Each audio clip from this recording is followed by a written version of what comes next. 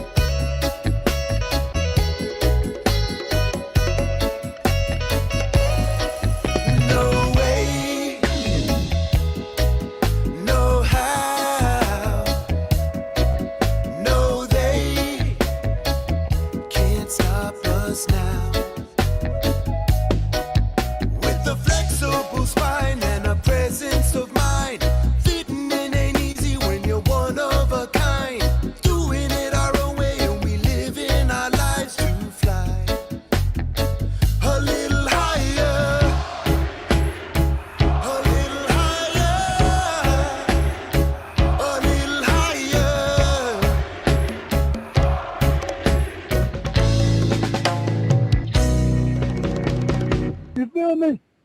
I hope you do.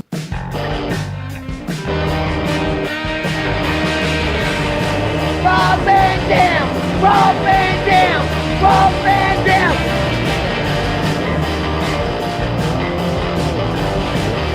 I'm Rob Van Dam. The whole show.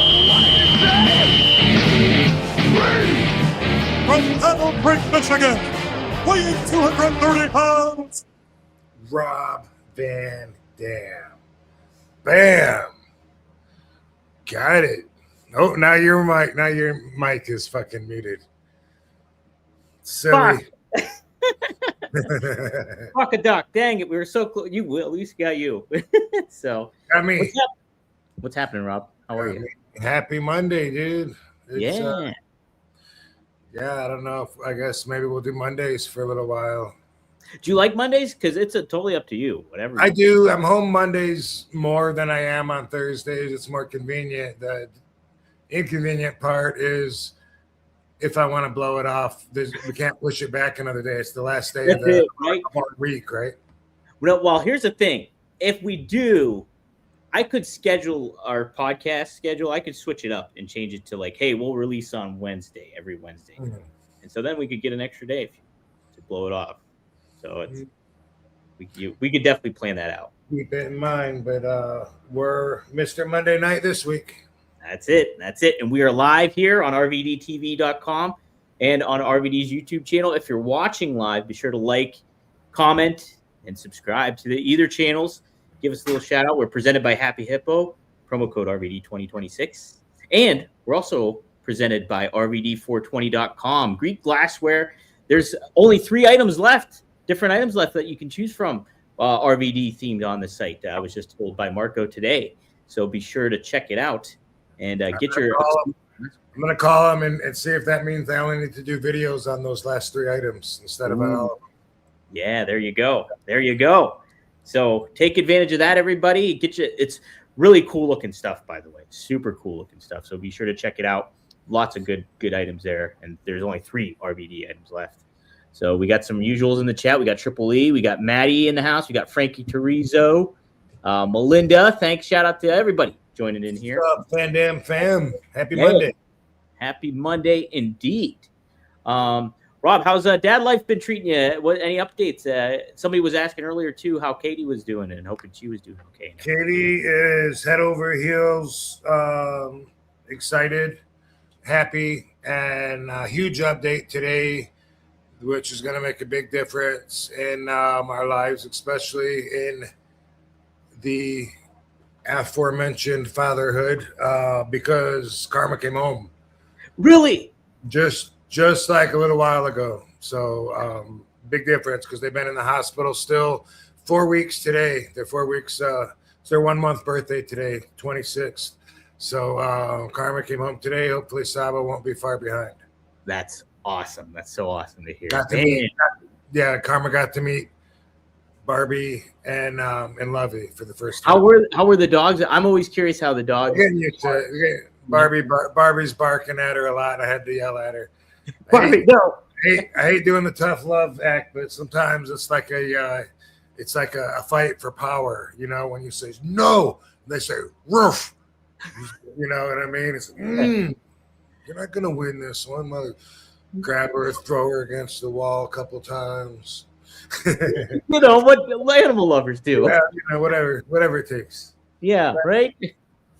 But they're already getting used to her. That's Well, good. I'm looking at all this. Happy Hippo sent me like a lifetime supply of powder. Ooh, really? And, Yes. Tickle me pink hippo. Isn't that a cute flavor? Isn't that what you- Heck yeah.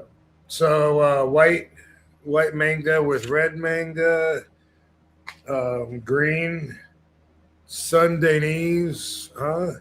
Hmm.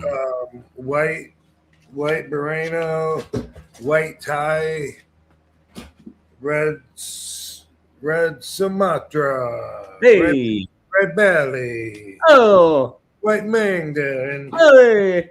and much more. They gave me, you know, a whole bunch of just it's all, you know, like different parts of the leaf, you know, gives it like the different color. Look, we even got some super mints. Yeah. Big fan of mints myself, and some kratom taffy. Hell yeah. So and more flavors and green mango. So you'll see if you get this, that it'll tell you like what maybe you can expect as far as results out of it. Like the green mango says pro-social, that's what I need for the show, super energy and workout boost. Hell Ooh, yeah. that's- That sounds like that might be me. Yeah. That sounds like Even the shots, by the way, Yep. convenient. Yeah. Yeah. So thank you, Happy Hippo. Yeah. Thanks a lot, Happy Hippo. Promo code RVD 2026. Yes, Rob. I clipped up today from the Big Vito episode last week, which, guys, by the way, was amazing. Big Vito cracked me up so much during that show. He was fucking hilarious. He was on you. He was on me big time. Yo, stir the coffee. Yeah, that must be an Italian thing, huh? I guess so. But it was neat when he was talking about Ken Patera and stuff, and you were talking about Ken Patera, and then I wanted to ask you, and I think I might know the answer, but I'm curious. From when you were in the ring with anybody, who did you feel was overall like the most strongest wrestler you were in the ring with? Like that really kind of, because he was telling about the story about how Ivan Koloff grabbed his wrist and he was like, holy crap, that's a lot of power behind that guy. Who was that kind of like for you? Well, it was there's been a few. When I was in the ring with Brock Lesnar, I felt like he was like the Incredible Hulk. Like seriously. Like I felt like his strength it seemed unmeasurable, just from being in the ring with him, and because he was so amazingly strong. So I'm going to say him as a number one. You know, there was a not too far behind Ryback. Really? Oh, okay. Yeah. I'll tell you what it was, something specific that I did in our match where I did a crossbody out of the corner. I think backwards. I'm not sure. But either way, like I went up and came down and was so short. Like my arch, I was and I came down and I was so low, I was like at his feet. And that motherfucker caught me and just scooped me right up with all my momentum, like, and I never even touched the ground. And that takes a lot of strength to be able to do. You know what I mean? For sure. Like imagine 235-pound barbell being thrown at you, and you bend down and you catch it right before it hits the ground. You know, and when I was in All Japan, Doug Furness, definitely. Strongest guy. And, you know, he had world weightlifting records and shit. Like he he was like prospectively the world's strongest man at one time. And we used to do this move where I would do straight on looking at him. I would jump up and do the crossbody, and he would catch me, made me feel like no problem, like boom. And I remember the first time he said that, like he was, yeah, don't worry, I'll catch you. And I'm like, I mean, bro, I'm heavier than I weigh. Like, he goes, no, don't worry, I got you. And I was like, all right, we'll see. And we were out there during the match, and I was like, he told me to fucking go for it, not to fucking, feed him a little pussy ass easy catch. So I went way up there, bam, and I came down, and I thought for sure, because I felt heavy, I thought for sure we were gonna like tumble down, and that motherfucker just boom, he just caught me. He had so much control over me, and so we did that spot a lot, and I realized that motherfucker is seriously strong. Yeah, Doug Furness. Came to Las Vegas in '95. I was working for NWC, and the Power Twins. They're a gimmick out here in Las Vegas. They live out here, and they wrestled and bounced in bars, and they were like local celebrities. And anyway, in a match, this was still like 95, 96. I was so green, but I suggested that move to one of them, like, Doug Furness, when I do a crossbody, I'm like, he like catches me. Do you think you could do that? And the guy's ego wouldn't let him say no, but he wasn't real comfortable with it. Mm-hmm. And for good reason, because I did the crossbody, and when he tried to catch me, he went down and he blew his knee, and he was always pissed off at me for that. As far as I know, he's pissed off at me today for it. Wow. Yeah, he blew his knee out, and I was like, well, I don't know. I mean, Doug catches me like I weigh 5 pounds. Yeah. I don't know what your deal is. Yeah. Yeah. How old was he? Younger than you, or was he? No. I was super. Like I said, in '95, I was 24 years old, so super green. Oh, okay. So it was back then in Vegas. Yep. Gotcha. 95, Okay. 96. Yeah. Okay. Man. Yeah. The aerial assault days with Bobby Bradley. Yeah. You had like lightning bolts on, right? Didn't you have something like that? I was wearing my very first airbrushed outfits then. That's fucking sweet. Yep. I need pictures of that too. I'm gonna make them all Grand Theft Auto. Dude, I like teaming up with Bobby. It was like we didn't know each other. We were just put together because we were both high flyers, and man, it was fun. We were both, doing a lot of cool stuff that we liked and that we think the crowd liked. You weren't too concerned about like being typecasted as a tag team wrestler then at that point? Yes and no. It was on my mind, but not so much that I was like refusing to do it or anything. But that was always on my mind, is that I wanted to be a singles wrestler. You're right. Yeah. But if I was with the right partner, though, then it was cool. And man, me and Bobby, we did the 420 leg drop for the first time that I ended up using with Rey Mysterio. Oh, no way. Yeah, man. All that stuff. We did all kinds of. We did. I picked the guy up on my opponent up on my shoulders, and Bobby would go off the top rope and do the Hurricane Rana when the guy was on my shoulders, because we saw Eddie Guerrero and Art Barr do that on that When Worlds Collide, that Mexican in a pay-per-view. Yeah. All of us saw Mexican wrestling for the first time ever, and Louis Spicoli was on that, Madonna's boyfriend. Yeah. We saw that move, and we were like, you think you can do that? Fuck yeah, let's do it. But we weren't much into taking other people's moves like throughout my whole career, but that was one that we saw, and we did it once or twice. Yeah. Let me ask you this. When I had, like, I think I told you off air, when I had Danny Doring on, he was talking about like being at the ECW school and how they didn't really teach you how to sell. Like everybody kind of had a tough exterior on them. Did she teach you how to sell, or did somebody else teach you how to sell more stuff? Somebody else. Would. Yeah. Somebody else. Yeah.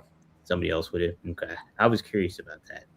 Because it's like, yeah, that's something I always find it kind of fascinating. It's just, like, especially back then, because like I would not think Sheik would teach you how to do that kind of stuff. Yeah, Right? no, you're right. You're right. We really didn't know anything about it. Mm-hmm. We knew in our minds from watching wrestling, you know, like, okay, you know, I'm getting my ass beat. I got to be down like right now, but we really didn't get it. And he didn't tell us the ins and outs of that part at all. Yeah. Had to learn it. Had to learn it. Yeah. It was actually Ron Slinker, the guy that gave me the name Rob Van Dam, and the guy that started booking me in '91 that took an interest in me, that told me all you got to do is like learn how to sell and you'll be like a total package. That's what you need now. And he told me to watch Ricky the Dragon Steamboat because he was one of the best sellers. Yeah, no doubt, right? Well, Yeah. Yeah. I always associate Ricky Morton with the good selling and stuff like that. And then like later on, I guess, like more so, I mean, obviously seeing you in ECW and stuff was good stuff. But then I would always think about Jeff Hardy too, and how good he was at selling, like when he would get beaten down and fight kind of from underneath. Yeah. You know what's funny is like when you start out wrestling, you don't get that. You don't want to sell because you think you look weak. You want to be looking strong out there and kicking everyone's ass, and you feel like when you're selling that you're doing something that's going to be counterproductive, but it's so opposite. And after a while, you know, like say by year 25, I was, you know, like, okay, can you cut me off? Like when I'm getting into the ring and I could just start selling because that's the time, you know, that you don't have to worry about where you don't have to like, you don't have anything like real big coming up, at least not back then. Selling was taking your time and registering, and now selling might just be part of the script and you still got to know, you know, moves A through Z while you're selling. I don't know, but it got to be where it was like, boom, sweet, we're in the heat. Because it's the work before that. We're like, bam, bam, bam, yeah, bam, bam, yeah. Then boom, ooh, you're like, sweet. Okay, I'm checked out, you know, and then you just pace your breathing and well, even more importantly, that's where you get the emotions of the fans involved. Absolutely, right? It's like, oh man, they're kind of living vicariously through you, so they're like, oh shit, come on, Rob, get the fuck up. And, you know, that kind of aspect. Yeah, and that's where, by the way, a lot of wrestlers nowadays miss out on that connection. And it's something they could be taught, but I don't think they care because they're not taught it, so they don't have to do it, so they don't, I guess. Yeah. But it's the whole thing with like the misdirection. You think one thing is going to happen, but it doesn't. Something else happens. That's exciting and entertaining, you know? Yeah, 100%. And that's great to do while you're selling. Like, you know, you're in the corner, you can't even keep your eyes open. You're shaking your head.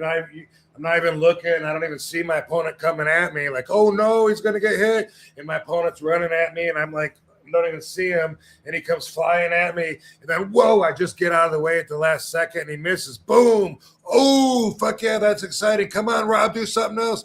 They don't care about that. They just go, okay, next move is move. So I move. Okay, he's going to keep running. He hits the corner. Okay, now it's my turn to do a move again. And that's really missing out on the art of it. Yeah. And that's the thing too, is like you can tell a complete story there. Say if somebody punches you in the ribs earlier on or really affects you in the ribs, and maybe like you sell it for a while, but then later on that wrestler comes and addresses it again, and that's how the match ends. Is like he hits you in the ribs and then, oh man, yeah, Rob's ribs hurt, and boom, the match is over, kind of stuff like that. It like helps extrapolate the story a little bit more. Yeah, no, that's the storytelling. Yeah, but I'm talking about just the misdirection. Like it's in big things. It's in big things, but it's also in small things. You know what I mean? It's just it could be even like when people are doing a punch, a 1, 2, and punching.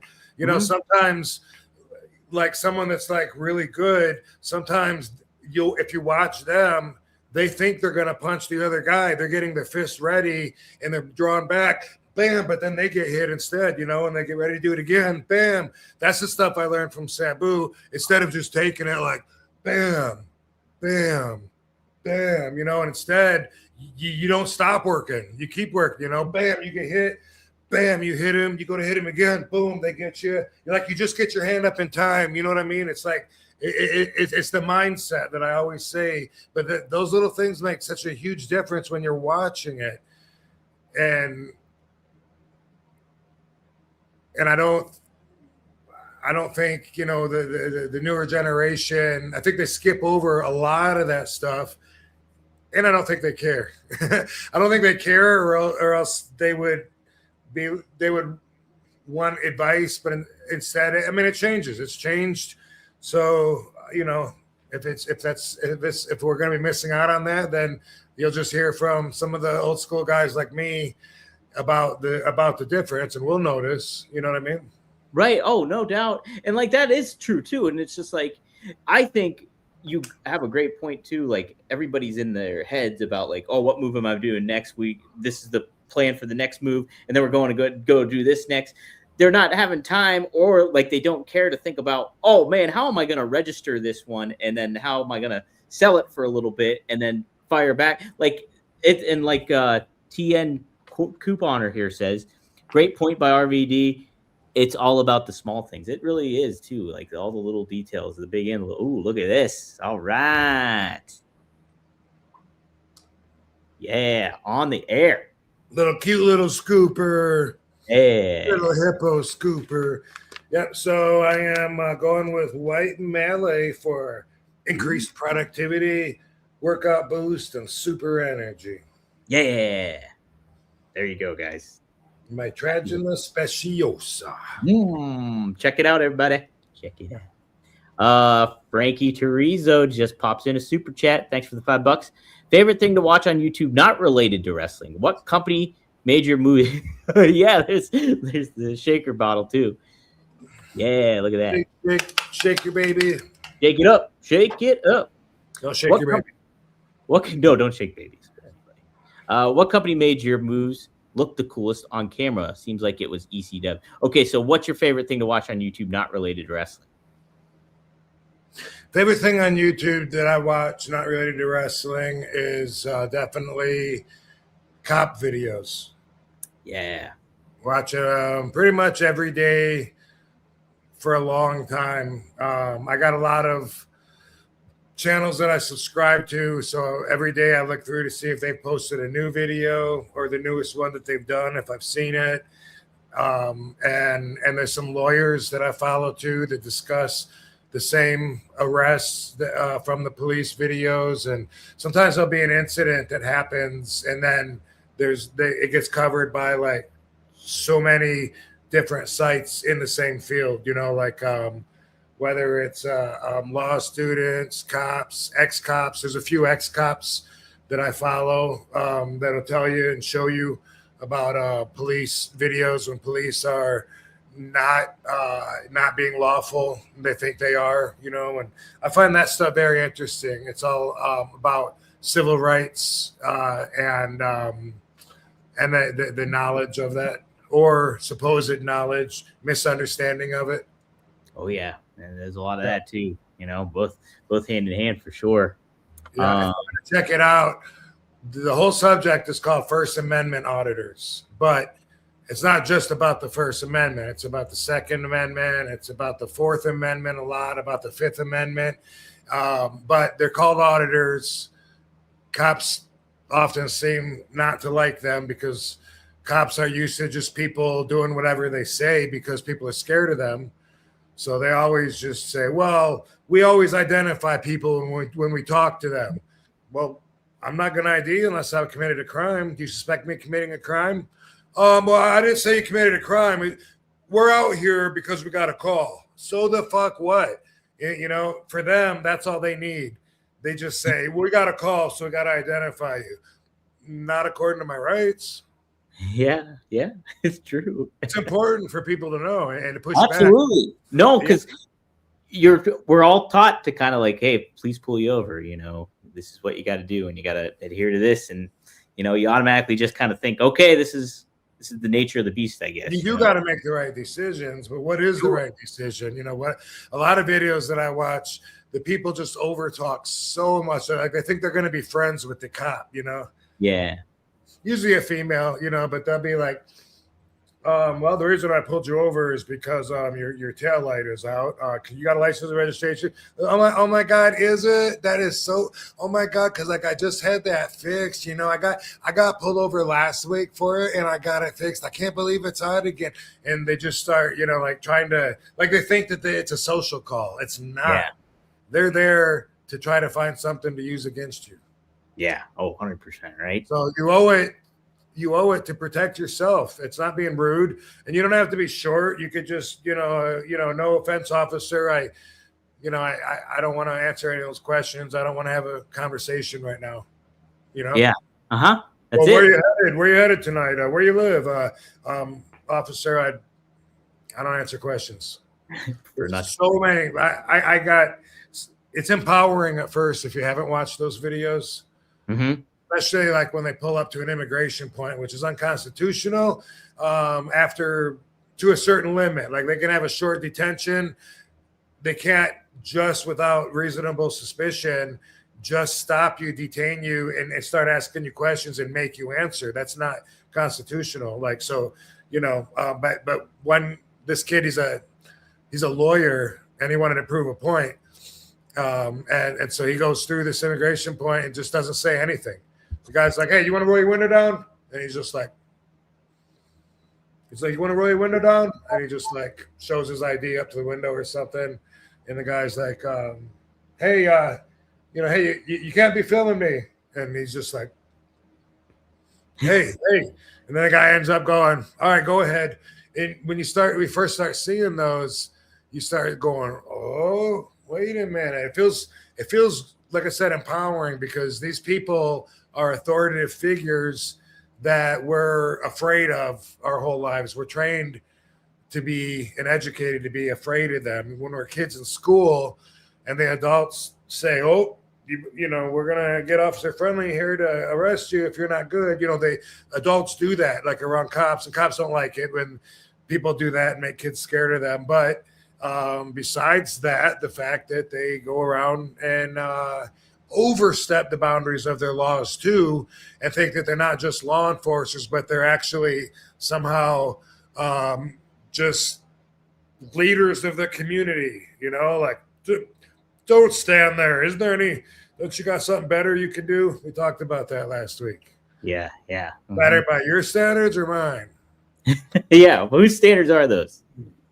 No, it's crazy too, because so much often too I think about, and I mean this was about the discussion we had with Ray a couple of weeks ago, is like when I watch those videos, I'm like, oh man, those are some of my rights that I have. I can kind of do that. I never really knew that. But then at the same time too, I think, how much does the cop know about that? Or that person in authority know about that? Because I would be afraid that they would not know what their rules are and they would overstep their boundaries. You know what I mean? Happens all the time. Yeah. Auditors get arrested all the time, and then they end up filing complaints, a lot of times suing, which is an important part of the process because you sue them, and then hopefully as part of the lawsuit, they will educate those police and make a better future. Yeah. And so that's the thing. Hurt them in the checkbook kind of thing. Yeah, I mean, you have to in order to make a change. Otherwise, they just come up there. You can't be here. It's private property. No, it's not. It's public. They don't even care if they're telling the truth. Right. They just, whoever called, usually they're biased towards the person that called. Some of the ones they hold cameras outside and they just film, and it pisses people off like to no end. And if you watch it, it's like a social experiment, watching how people lie. Like Jeff Gray, one of my favorites. He'll just be he has a sign that just says "God bless the homeless vets," and people will call 911. There's this guy, and he's like he's asking people for money, and he's stopping cars out in front, and none of that is ever true. But it just shows how ugly people are, and how when they see this guy with a sign that just says "God bless the homeless vets," it makes them ugly, and it makes them like they're, ooh, I don't want that in my neighborhood. That's something gross. Like there's a poor guy begging for money, and I don't want to know that exists like that. I don't want that in my day. Get out of here. Can't you make him leave? He isn't begging for money. He's not homeless. Like I said, it's like a social experiment. But even if he was, it just really shows how people will lie and to the police and fabricate and exaggerate and escalate the situation that they're reporting all the time. I find that fascinating. Yeah, it is.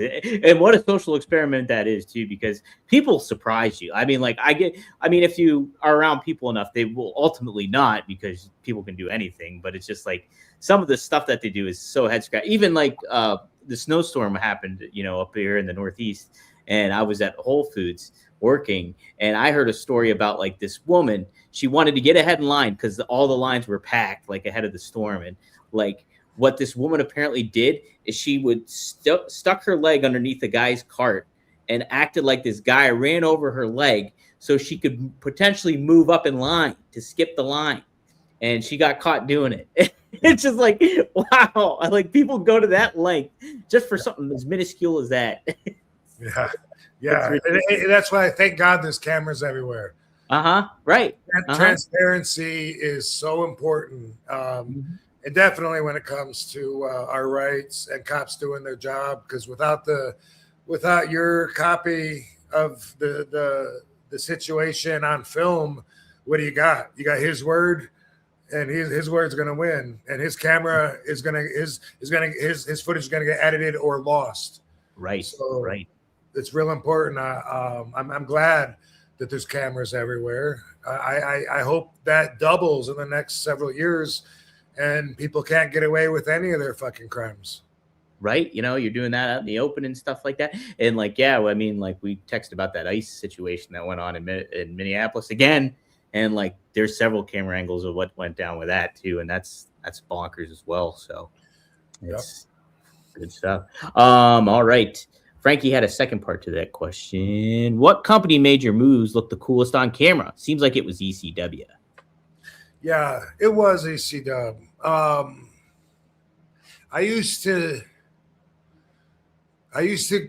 complain when I was in WWE because what they did back then, 2001 through 2005, like in those years, I don't know if it was to soften the overall product from Impact, or if it was to protect some of the glancing blows that might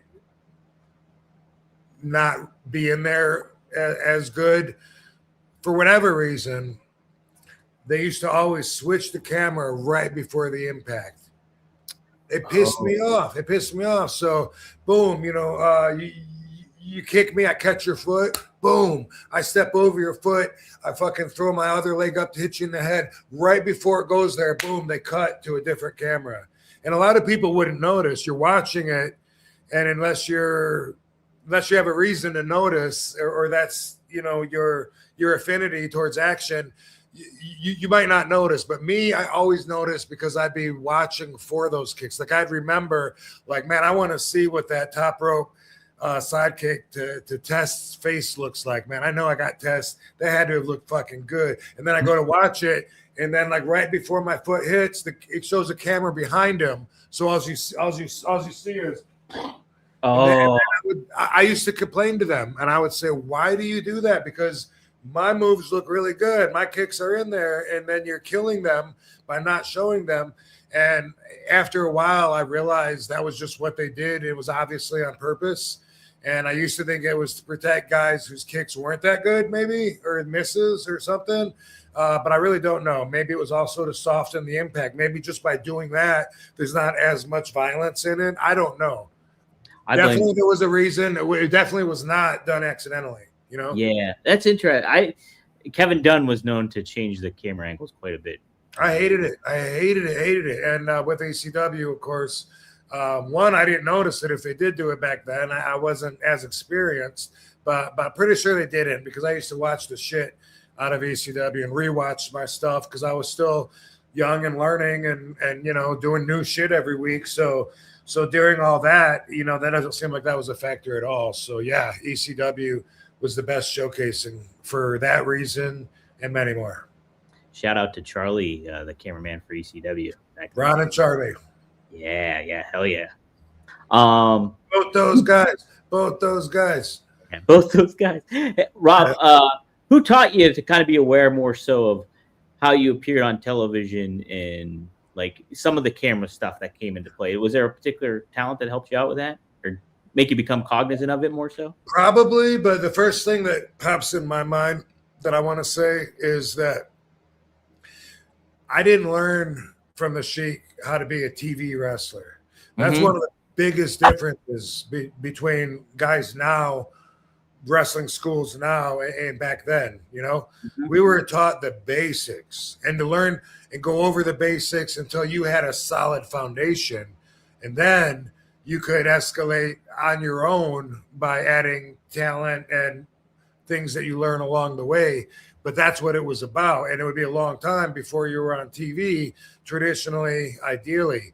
Nowadays, it's like at a wrestling school, when kids don't even know how to properly do a headlock yet, they're already like, when I do this move, should I be like facing this way so the hard camera sees me? Anytime anybody asks me that, I just say, what the fuck are you talking about? You know, I never have a good answer for that. Like people ask me that, like it'd be people I'm working with even, you know. I mean, a lot of times, as far as I'll go, is if like someone says, hey, are you doing any dives out of the ring, you know, and are you going to do that thing on the guardrail? And which side do you think you would do that on? Just, you know, I just want to know. I might be like, maybe that side. But the way I got taught, me and Sabu used to say, our answer was, I don't know. I'm not in the match yet. Yeah. How am I going to know if I'm going to dive out of the ring or not? That was the way I got taught. That was the way Sabu answered them in TNA. During my 2010 through 12 run in TNA, I heard Sabu tell them so many times. So that time, during that run, they were slowly breaking me down from my kayfabe training because they always wanted to tell the cameramen to watch out for something. You know, if you're going to do a dive or something, I just want to be able to tell the cameraman. But me and Sabu would stand there and argue with them and be like, well, I don't know. How do I know what I'm going to do tonight? You know, like, don't you have a camera on every side of the ring? Catch it. And I never really traveled real far beyond that comfort zone. Like, I think the camera should capture me. I do think about it if I'm like, if I'm earlier in the day, if I'm like, I'm going to do my spinning leg drop on the guardrail, I think this side would be the best side. I might, you know, like look at something like that and have that thought. But that's it. That's as far as I go. Like the other guys, like they're trained to be thinking of the camera the whole time, and they're doing fucking hurricane ranas and head scissors. They don't even know how to do a fucking lockup, you know? Yeah. So that's a big difference that I've seen in the way people are taught now. So, for example, say you're in the ring, you know, you're wrestling Sabu or whatever, and you happen to see like a cameraman on a certain side, you'll be like, oh, I'll go maybe do the spot over there that I'm gonna like.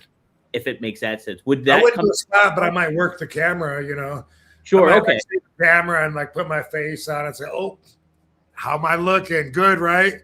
I know." And then just turn around and go back to him. Yeah, but I wouldn't be like, over there. You know, never. Okay. Like yeah. So everything you saw on ECW was organic. The camera catching us. We never ever back then would say like it's got to be this side, so that they can see it in the camera. It was never about that, ever. Yeah, never. Yeah.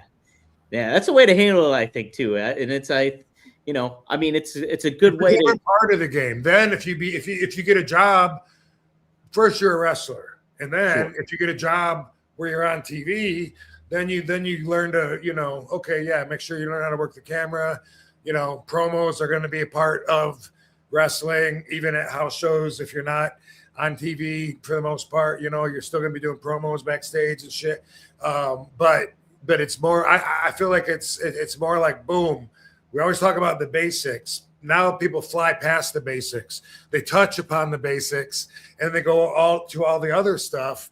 But now the basics are missing, and you need that. And it's obvious something's missing because it's not about the foundation of wrestling anymore. It's about everything else. Yeah, that's it. They need a good foundation.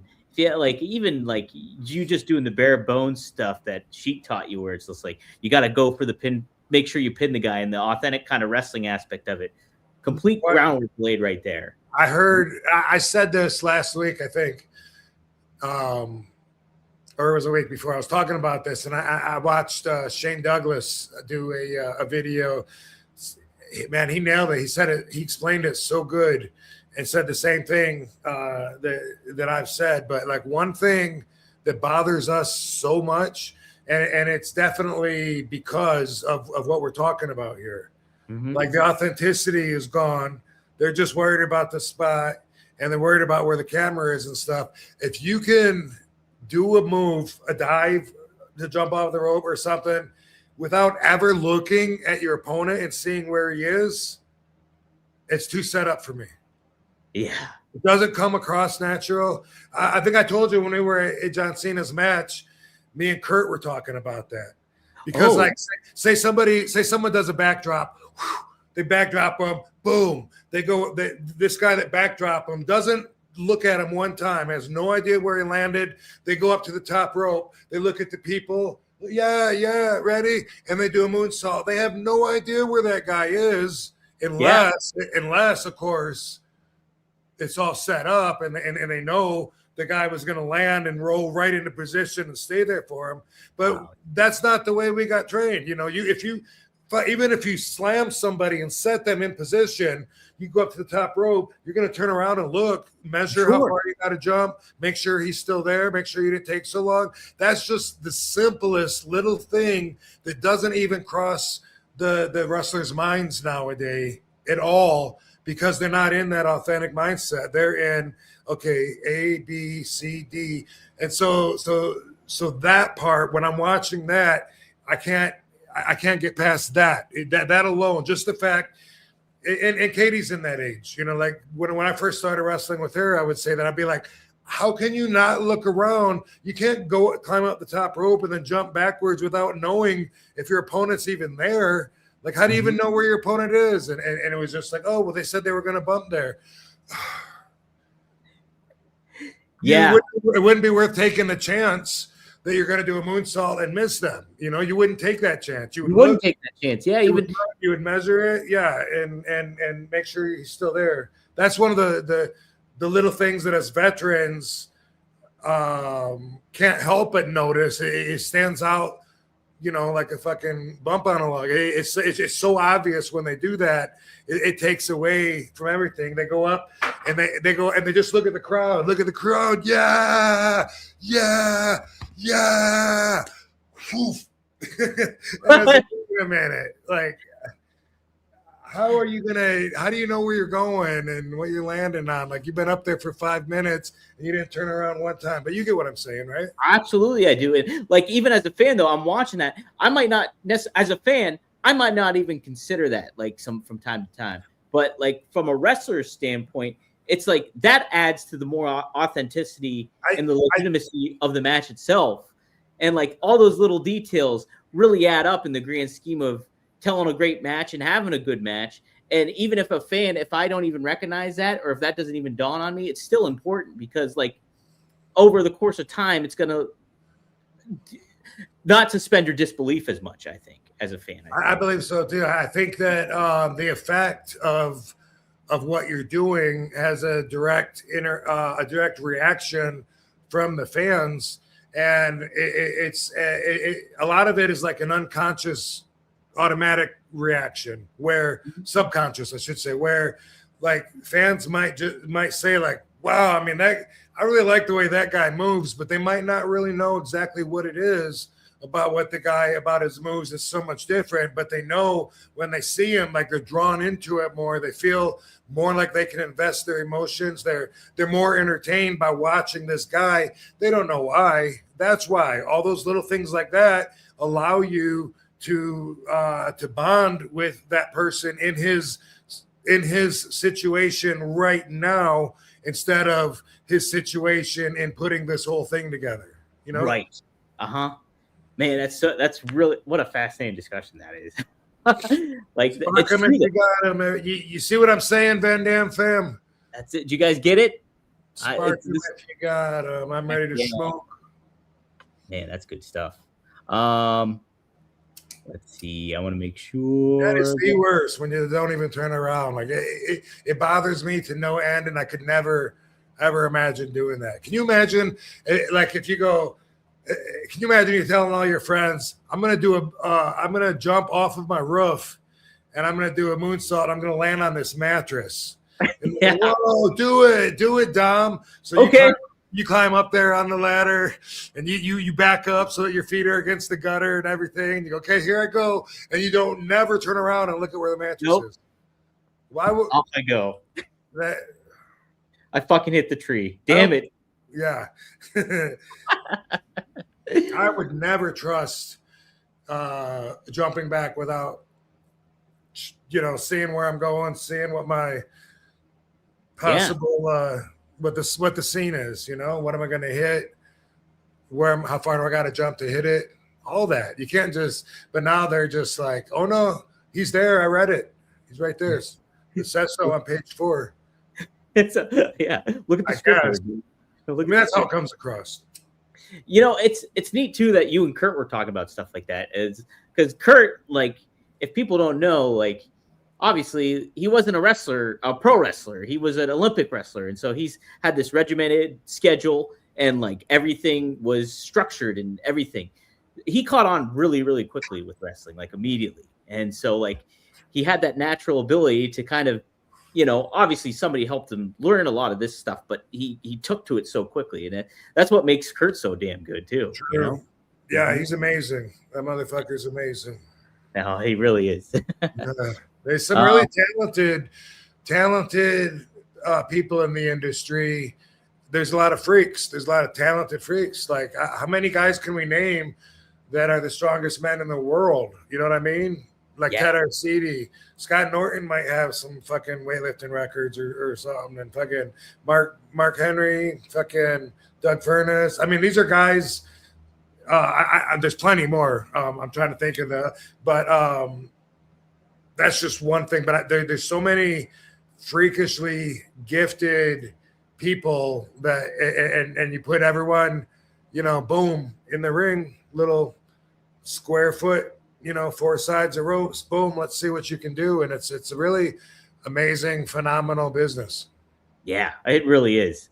There's marks that just grew up thinking they could copy everybody. I can wrestle just like Jeff Hardy. I did it in my backyard for 13 years, and now I look exactly like him. Okay, go wrestle the strongest man in the world now. You've been Jeff Hardy in your backyard, so go ahead. That's the business you're in right now. Let's see what you're capable of, everybody. No, it's crazy.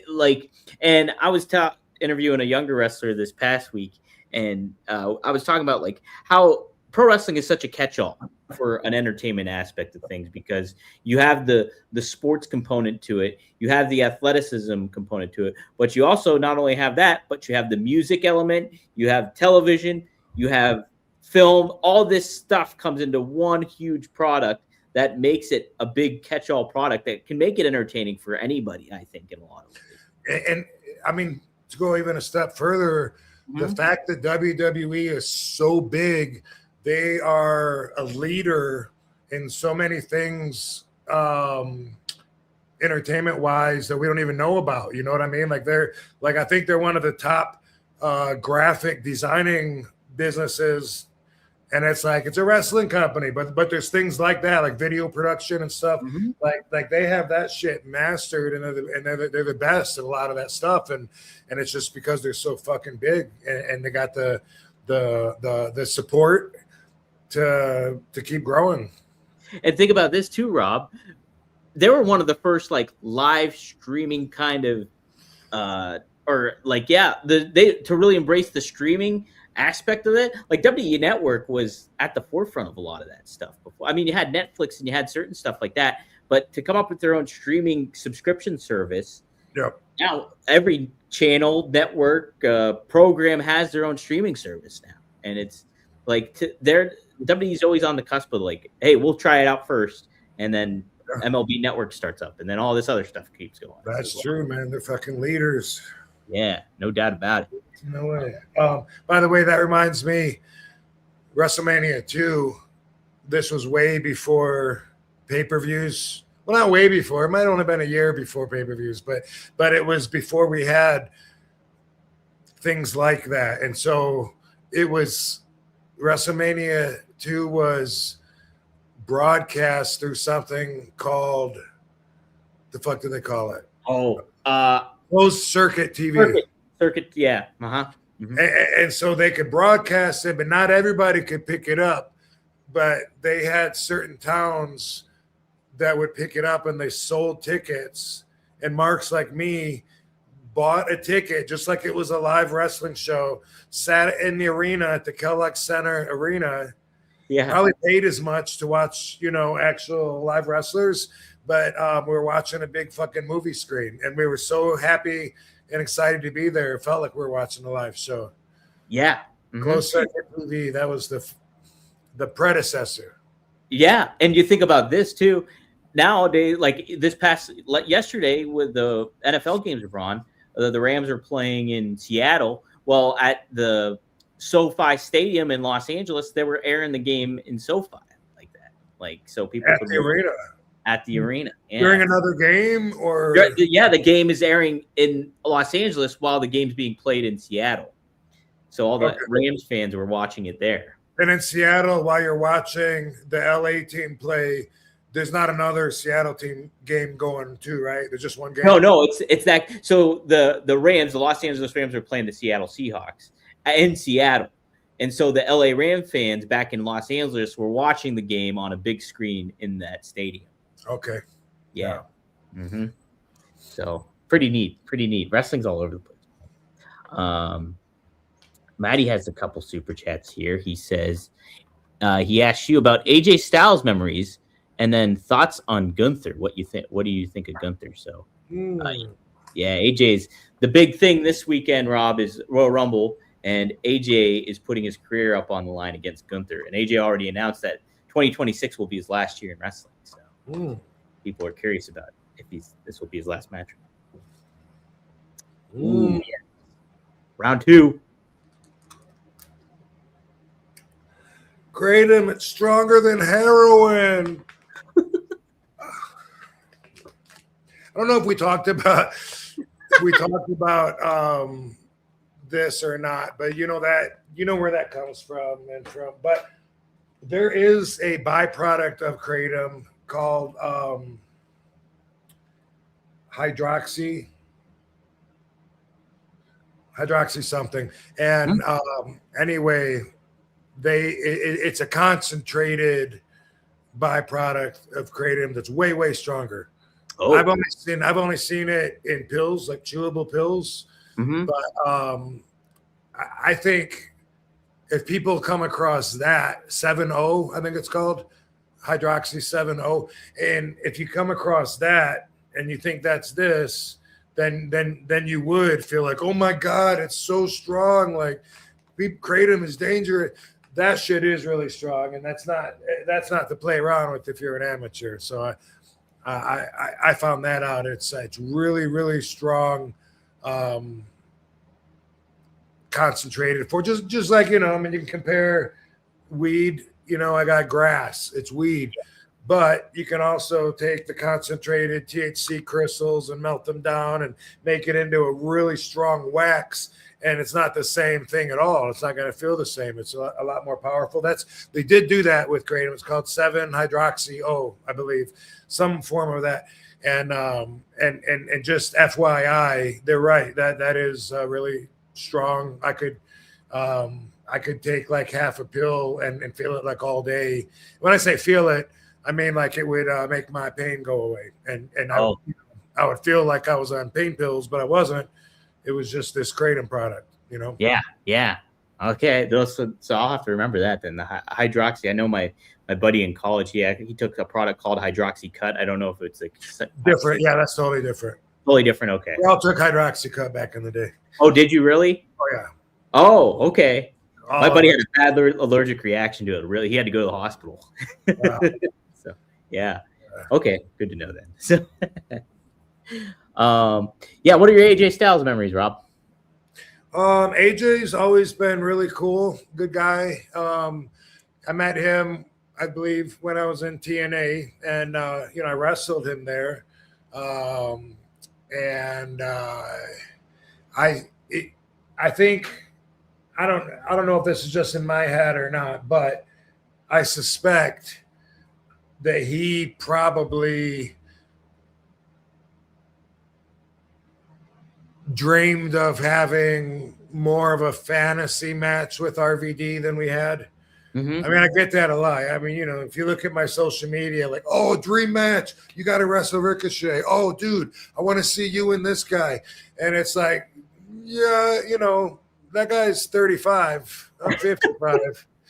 The biggest difference, I think, in that is the hunger, like 20, 30 years ago, I wanted to go out there every night and just steal the whole show and make sure that every single fan was just like blown away and doing everything I could physically and possibly do to make that happen. And that's how I was back when I was the whole effing show in ECW. I was like, I'm not going 8 minutes. I'm going 38 minutes, Right.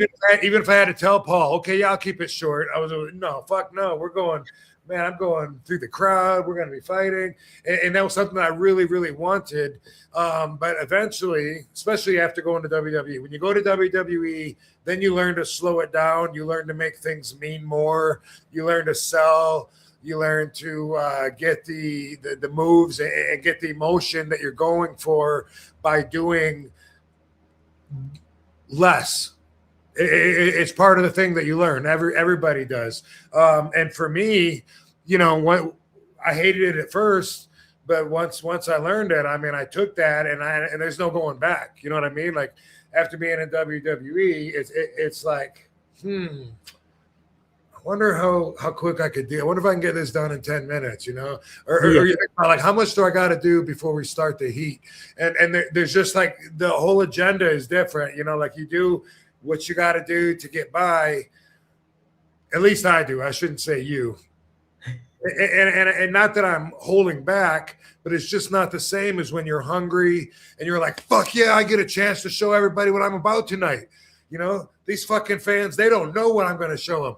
Now it's like they know what I'm going to show them. They've seen me wrestle for 40 years, so I'm not going to go out there and try to steal their fucking attention by doing moves that they've never seen before. That ain't going to happen, Right. Uh-huh. But it used to be that way. It used to be exactly that. I'm going to do some moves they ain't never seen before. They're going to be so impressed. They're going to be looking at me like, man, this guy's a great wrestler. He's in great shape. He's a great athlete.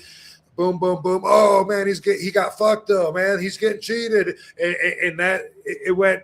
So anyway, I think I wrestled AJ quite a bit, and we had like really good, solid matches. I can just imagine in my mind, just like a lot of wrestlers that grew up watching me, I can imagine that he might have thought that would have been like one of the best possible matches to put together before it actually happened. And then he experienced me, saying, yeah, we don't have to do that much. You know what I mean? Yeah. Love working with him. Great guy. But when I think about us working, I think about the timing.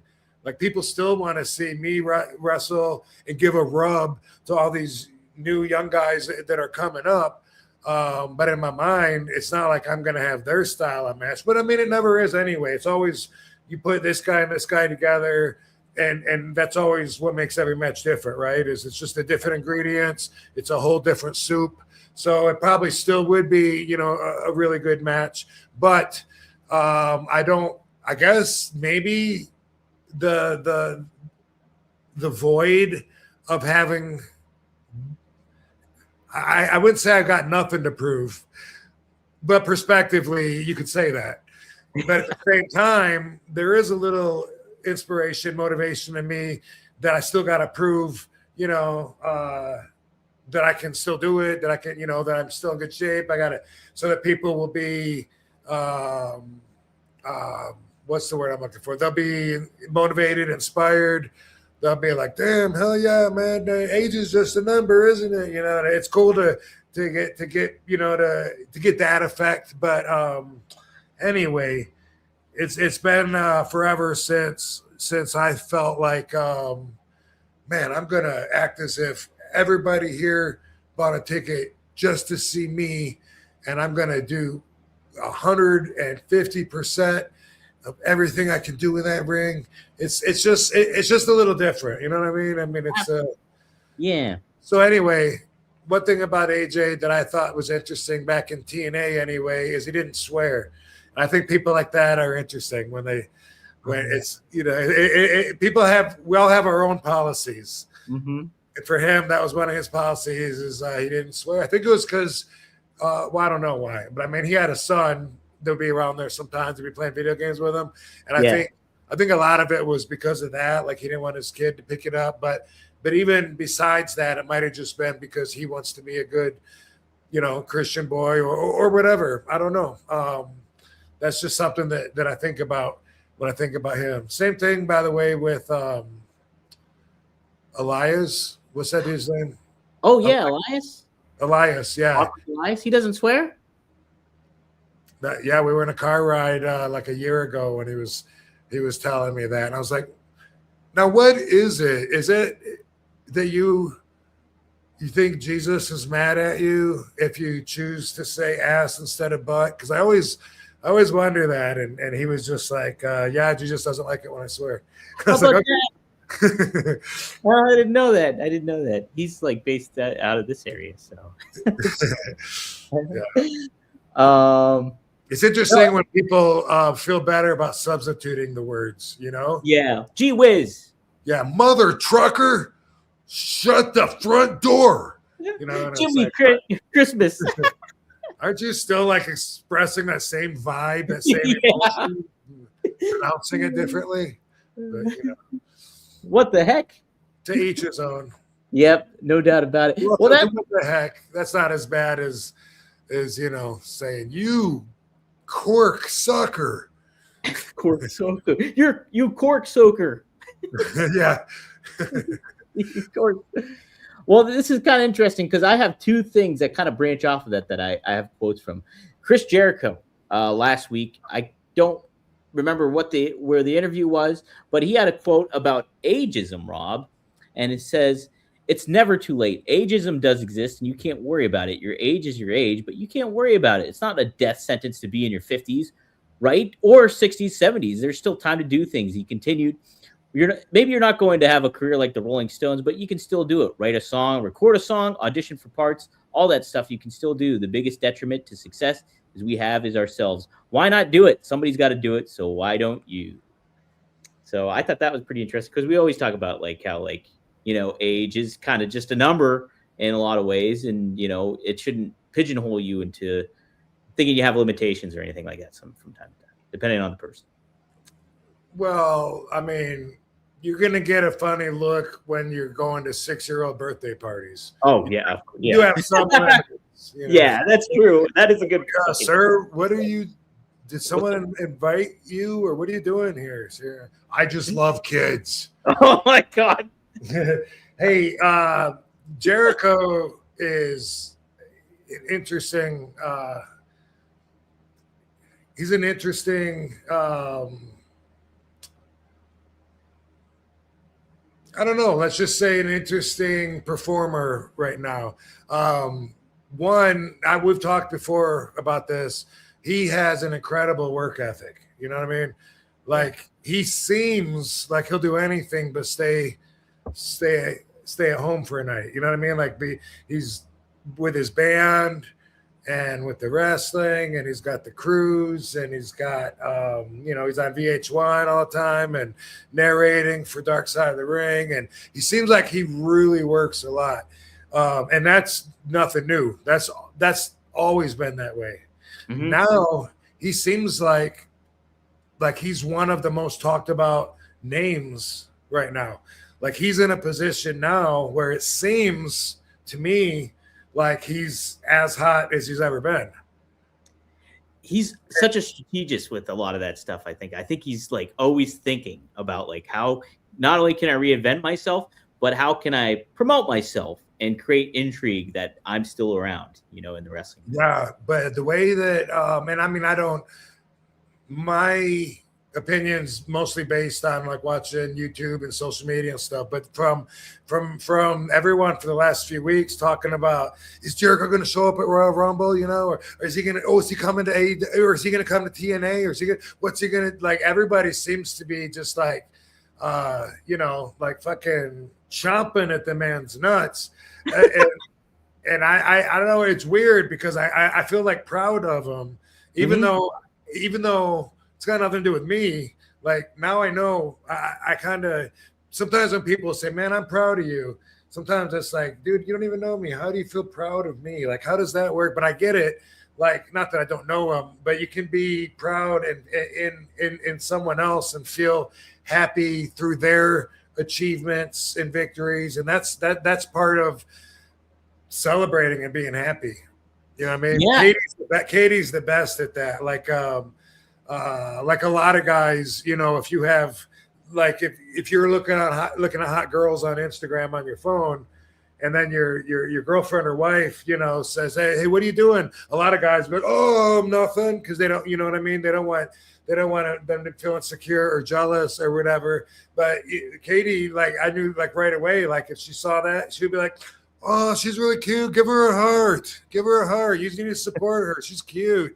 Like, total different. She's so positive and sweet, and always is just like happy for other people, whether she knows them or not. You know what I mean? She's like, yeah, good job. You saw this guy on the news? He did this and this and this, and it's a little bit contagious, because it's like, man, I want to be more like that. That's just positive all the way. And we get along great, and we don't have room for negativity because we have a lot of that in common. But back to Jericho, though, it seems like he's in a position where if they wanted to, they could bring him in to whatever company right into the top spot. Yeah, no doubt. That's what it seems like. Absolutely. If that's what they want to do with them. I mean, who's top in WWE? What is it? Roman Reigns, CM Punk, those guys, like, boom. Yeah. I mean, I could see him coming like right in there and not under those guys. You know what I mean? On their level. Right. Mm-hmm. Yeah. So anyway, just interesting to watch and see what he's doing. And he and I are the same age, and he's like, as far as I know, he doesn't even slow down. I mean, take a break, take a smoke break. He loves, I'm guessing, I shouldn't speak for him, but he must really love the entertainment business. So it's definitely worth mentioning that he's fucking crushing it for, I mean, he's too busy to even fucking do shit. It was like, how many years ago was it? Like 8 years ago or something, I saw something online where he was talking about, well, it was after AEW started, and he was one of the founders and shit. He said something about taking indie dates, where he said, it would take 6 digits, like $100,000 for me to work an indie date. I'm not trying to brag or be insincere. It's just gotten to that point because I'm so busy, and that was years ago. Right. Yeah. And now he can kind of pick and choose what he wants to do. And at the same time, he angles it so there's intrigue behind him. And what's his next step? What is Jericho doing? And anytime he does do something, it's something different that hasn't done before. And that's kind of I feel like even like 20 years down the road or whatever, he's gonna be a guy, good guy to know, to be like, wow, man, I'm fucking hanging out with Chris Jericho, like, this is the man. He's just gonna keep finding ways to fucking dominate culture. Yeah, no doubt. So then Becky Lynch had another quote. I think this was an interview with Billboard, and you just mentioned about you basically you could think about like that. You've proved everything that you needed to prove, and like she's already done a whole lot in WWE and everything, has been there for like 15 years or whatever it is. And she was asked about like what keeps her going in wrestling. She says, right now, it's all about the purpose of a story. I think that's the thing. When you kind of accomplish everything, you come back to the bare bones. You come back to, why do I do this in the first place? Well, I love it. Well, okay, how can I make this better than it was when I found it? How can we lift up the next generation? Who's going to be the people that take over next? And how can we make sure that they're in a position to succeed? How can we tell the best stories? How can we get the audience invested? How can we get new eyes on the business? How can I make people feel the way I felt when I was a fan? And so that was kind of her perspective of what keeps her drive going. Could you kind of see a little bit of that, Rob, about like what she had to say in regards to maybe keeping her moving at this point in time in her career? Yeah, I mean, it sounds. I'm sure we all got our own perspectives of why we do what we do. You know. Yeah. One thing that's funny is you don't have to be a. I want to use the word basic thinker again here, well, by the way. I use the word basic thinkers sometimes on here, and a basic thinker is somebody that has no ability to think of anything outside of themselves. Let me give you this example, okay? Okay. Let's say you live at 400 Pine Street, okay? Okay. All right. New tax law. Everyone that lives at 400 Pine Street is going to get 75% deduction in their taxes, but everybody else, their taxes are going to triple. Whoa. Now, if your automatic first thought is just like, fuck yeah, man, it's better for me, of course I'm going to do that. That it doesn't necessarily make you a basic thinker, but if you can't even imagine what it's like and don't even see the other side of the equation, then you're a basic thinker. Right. Yeah. A lot of people vote on just what's better for them, not what's better for the majority. That's something that you do. Is it selfish? Well, sure, by definition. I'm not going to say if it's too selfish or not. That depends circumstantially. But it is about yourself. But something like that, people, basic thinkers can't even think it. They were just like, fuck yeah, no, 400 Pine Street. That's my address. And that's as far as their thoughts will go. So anyway, Stevie Richards is a basic thinker. He told us. He let us know. He's proud of it.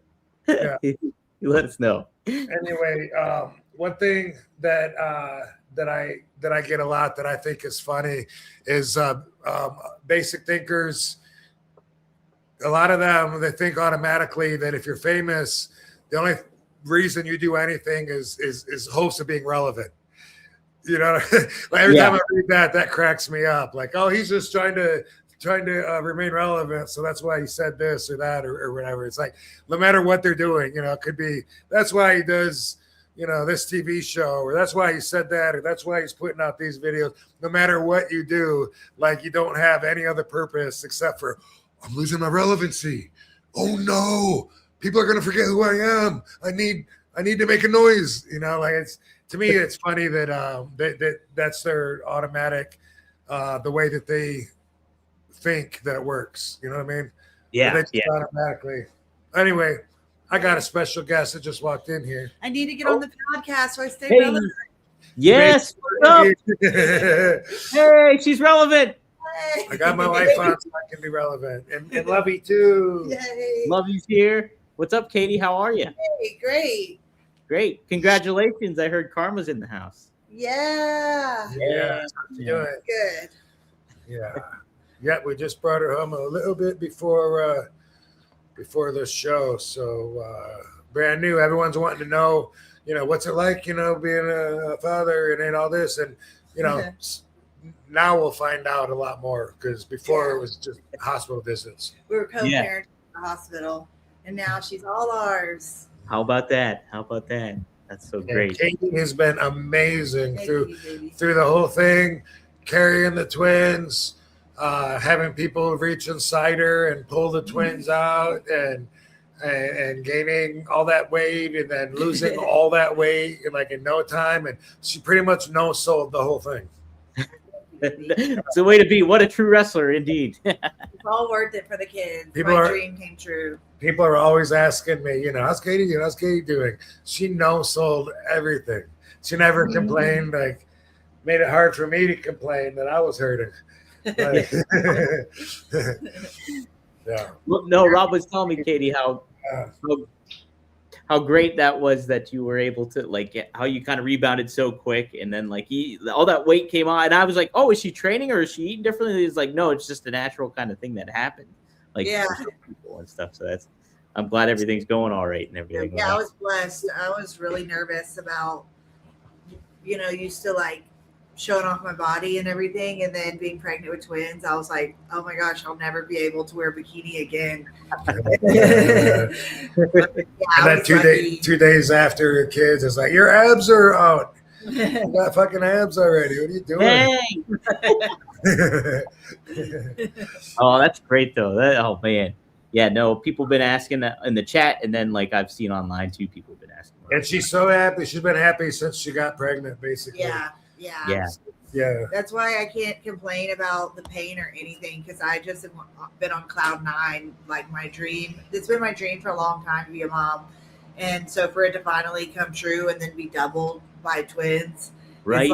It's like weight gain or pain or anything is not going to hold me back. I've just feel so blessed. It still doesn't even feel real. I believe it. She's been committed to that the whole time. Just no matter what's going on, she's like, "Fuck it, it's worth it," and she's happy. And so what a big upgrade in life that extra love and happiness is. Absolutely, it's adds a whole nother layer of love to the aspect of life. Not that she wasn't happy before. Right. It is a whole nother level. And, Yeah. And I'm looking forward to getting to know the babies. So far, they just have a little range of expressions on their face, and it's rare that they do something out of the ordinary. It's not like, oh my God, she just did a cartwheel, not yet. Not yet, at least. Yeah, there's time for that. Yeah, it's cliche until you actually experience it. But people say your heart grows bigger when you have kids, and I really feel like it did. My capacity of love is just even bigger. How much I love them. I'll literally look at them and cry that I love them so much and how blessed I feel. I do it all the time. I did it just a couple hours ago. Yep. Yeah.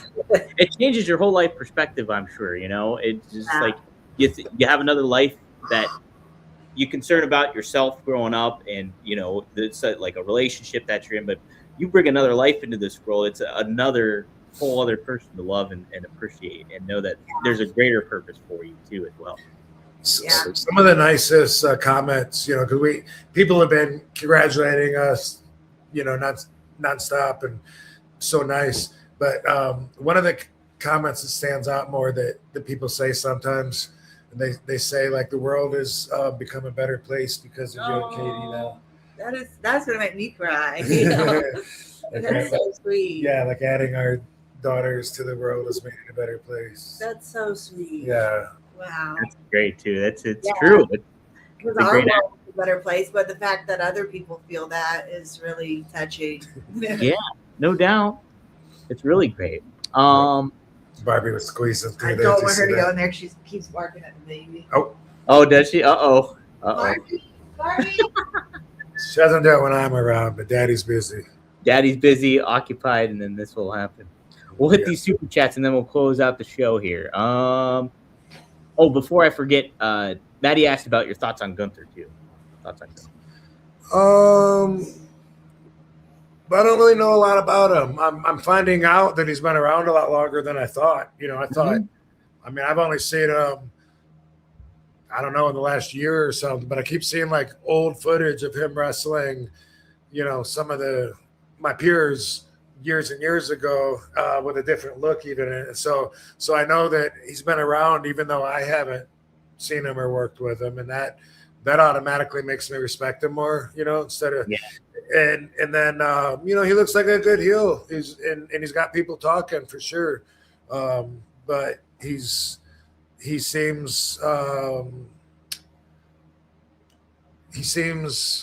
not convincing. What's the word I'm looking for? Convincing. He seems like he's got conviction in his vibe, in his moves, and his attitude, his everything. Yeah, he exudes conviction, and I think he's a good heel. So I don't know if he's still carrying all the heat that he got from beating Cena, and I know that was looking like that was the plan, and I haven't really watched a whole lot since then to see what he's doing, but he said he's wrestling AJ, and I like him. I mean, at first I just thought he was someone that just chopped the hell out of people, and of course that just makes me want to kick him. Yeah, yeah, right. No, I mean that's sometimes is great matches. You know what I mean? Mm-hmm. Like that's why me and Bob Holly had such great matches, because I was watching him be so stiff, beating the shit out of everybody, and then all of a sudden I'm wearing the ECW flag again, and that just in my mind makes me a complete different person. That I'm like boom, like Popeye eating his spinach, like ding ding, da da da, toot toot, and so like I was like, yeah, bring it, and we would beat the shit out of each other and have great matches, and we both liked it. And then did you literally beat the shit out of each other? Literally. Hopefully not. But anyway, that's what I thought before, was that when I saw him, it just looked like, I'm not a big fan of chops anyway. Yeah. And every match seems like it has to have a chop fest, or at least it did a few months ago. And you never see a chop coming either. That's the weird. But anyway, I thought that he was somebody that was just proud of chopping extra hard, in which case that's what inspires me to say, definitely this guy needs some receiptism on some of those. But now he's seeing that he's in the position he's in and everything, that just automatically comes with more respect.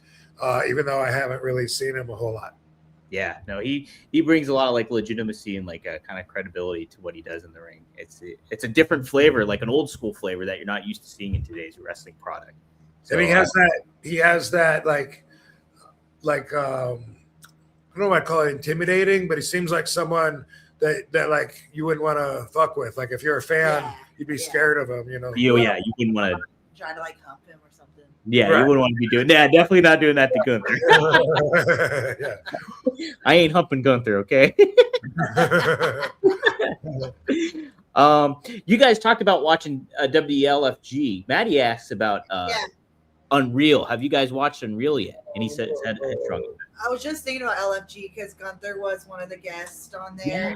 Yeah. I was like, he really carries himself like an OG. So that's what I was like. He seems like he's been in the business longer than I thought. And then, Rob said that he has been in the business. Yeah, he's been on there for a while. Okay, so I like the first season of Unreal, even though I know a lot of legends don't like it and old school people because it's giving away game. Yeah.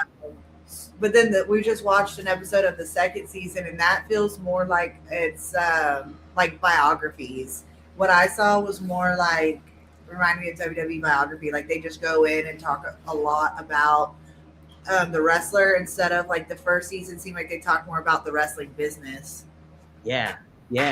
That's a great way to put it too, because Nash was talking about it on his show, and he was saying how they were focused on like Seth and Becky. And like everything. I was like, I want to learn about other people too. Yeah. I watched the R-Truth one. So I learned a lot about R-Truth, but it was like the whole thing is about R-Truth, kind of not before, where the first season's like breaking down the business. Like, okay, we do this to get ready for WrestleMania. This is what goes behind putting together WrestleMania. Things like that. I thought that was cool, learning about the business, even though sometimes it's given too much away about the business. It was interesting to me. Yeah. I haven't watched it yet, and I'm partially of that. Like, I don't want to see how the bread's made, like basically, like even in the immediate, because it's like this stuff just happened like months ago, and they're already telling you how it's all been cooked up in the scenes and stuff like that. So I've been really kind of apprehensive to kind of get into it, but like Nash did like it too for the kind of what you were saying, Katie, is like almost like the biography aspect of it all. Yeah. Relating to the pain like Becky was going through, like getting back in the ring and all that kind of stuff. But yeah. I know Heyman mentioned like how he doesn't like doing it, but he does it because that's you're either on the train or you're off it, basically. That's kind of his philosophy. But what do you think about stuff like Unreal, Rob? That kind of aspect? I only saw, I think, one episode of this season. It was the R-Truth one, and I liked the episode. I guess I liked learning about. You just sneezed all over Daddy's face. I liked learning about R-Truth and learning how much everyone loved him there and stuff, and so it was cool. But it was more like a little bio of him and his situation. I think more than the navigation of the office, which, I mean, in the first season, I got to, I watched so much of it, and then I was like, okay, I've seen enough. You know what I mean? It crosses too many lines for me to enjoy, and it does so, in my opinion, in a deceiving way. So they're still able to work the fans while making the fans think that they're giving them everything. And so I'm seeing this and also not enjoying it. That was my first season experience. And then this one, like she said, like we went through the subjects. There's 5 or 6 of them. What's this one about? What's this one about? And like 3 or 4 of them were about Seth and Becky. And so I was like, is their story intertwine through the whole thing, or does it? And I didn't really know. It definitely seems like they're changing it, like it's different than the first season.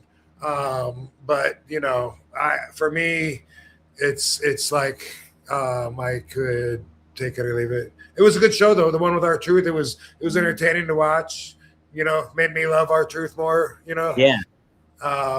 And so I mean it was entertaining, but as far as overall and what they're trying to do with with Unreal and the peek behind the curtain and all that, I'm not a fan of that. Yeah, I'm kind of the same boat too. But no, I love the fascinating character kind of aspect of it all, or the learning about the person in a lot of ways. Maddie makes a joke here. He says, if murder is wrong, why did Raven kill Moppy? Do you remember Moppy, Rob? Yeah, did Raven kill him? I guess he did. Yeah, Moppy was Perry Saturn's. Moppy. What was it? It was a mop. So who came up with was the Al Snow's head first or the mop? Yes, first? Al Snow's head was first, and then Chavo Guerrero came out with a hobby horse named Pepe that he had, and then Perry Saturn came out with Moppy later. So it was a trend. It was cool back then to have random items as Yes. your sidekick.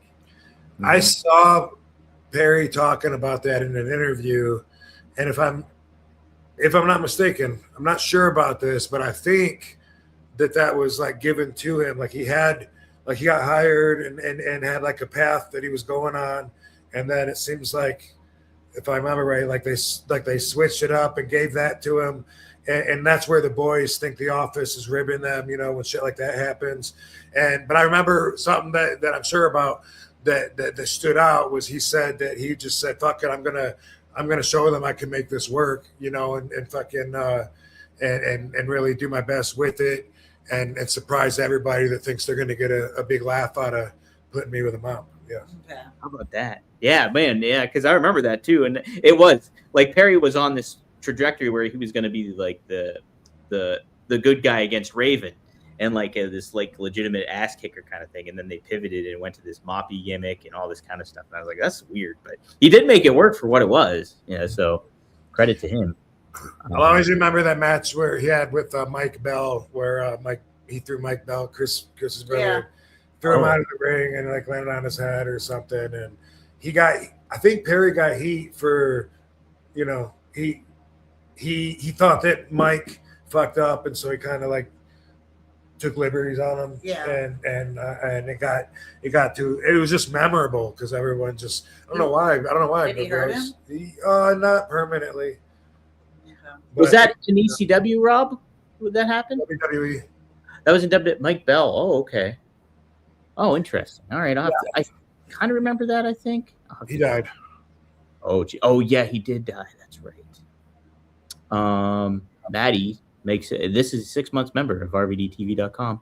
RVD winning number 30, winning the Rumble in Saudi Arabia with the help of Heyman and the Vision to become the whole effing Vision. RVD wins at Mania. What would be bigger? I like it. Yeah. Ready for my drug test right now. Boom. That'd be awesome. Yeah. How long of a flight is that? I'll do it. It's a bit of a flight, but it's manageable. It's manageable. Maddie, when is that, by the way? This weekend, right? that's a Saturday. This Saturday? Don't play coy, Rob. We know you're going to be there. I have a conflict though with the hockey game in San Jose. Oh man, San Jose. The San Jose Sharks. Are you going to be at the San Jose Sharks game?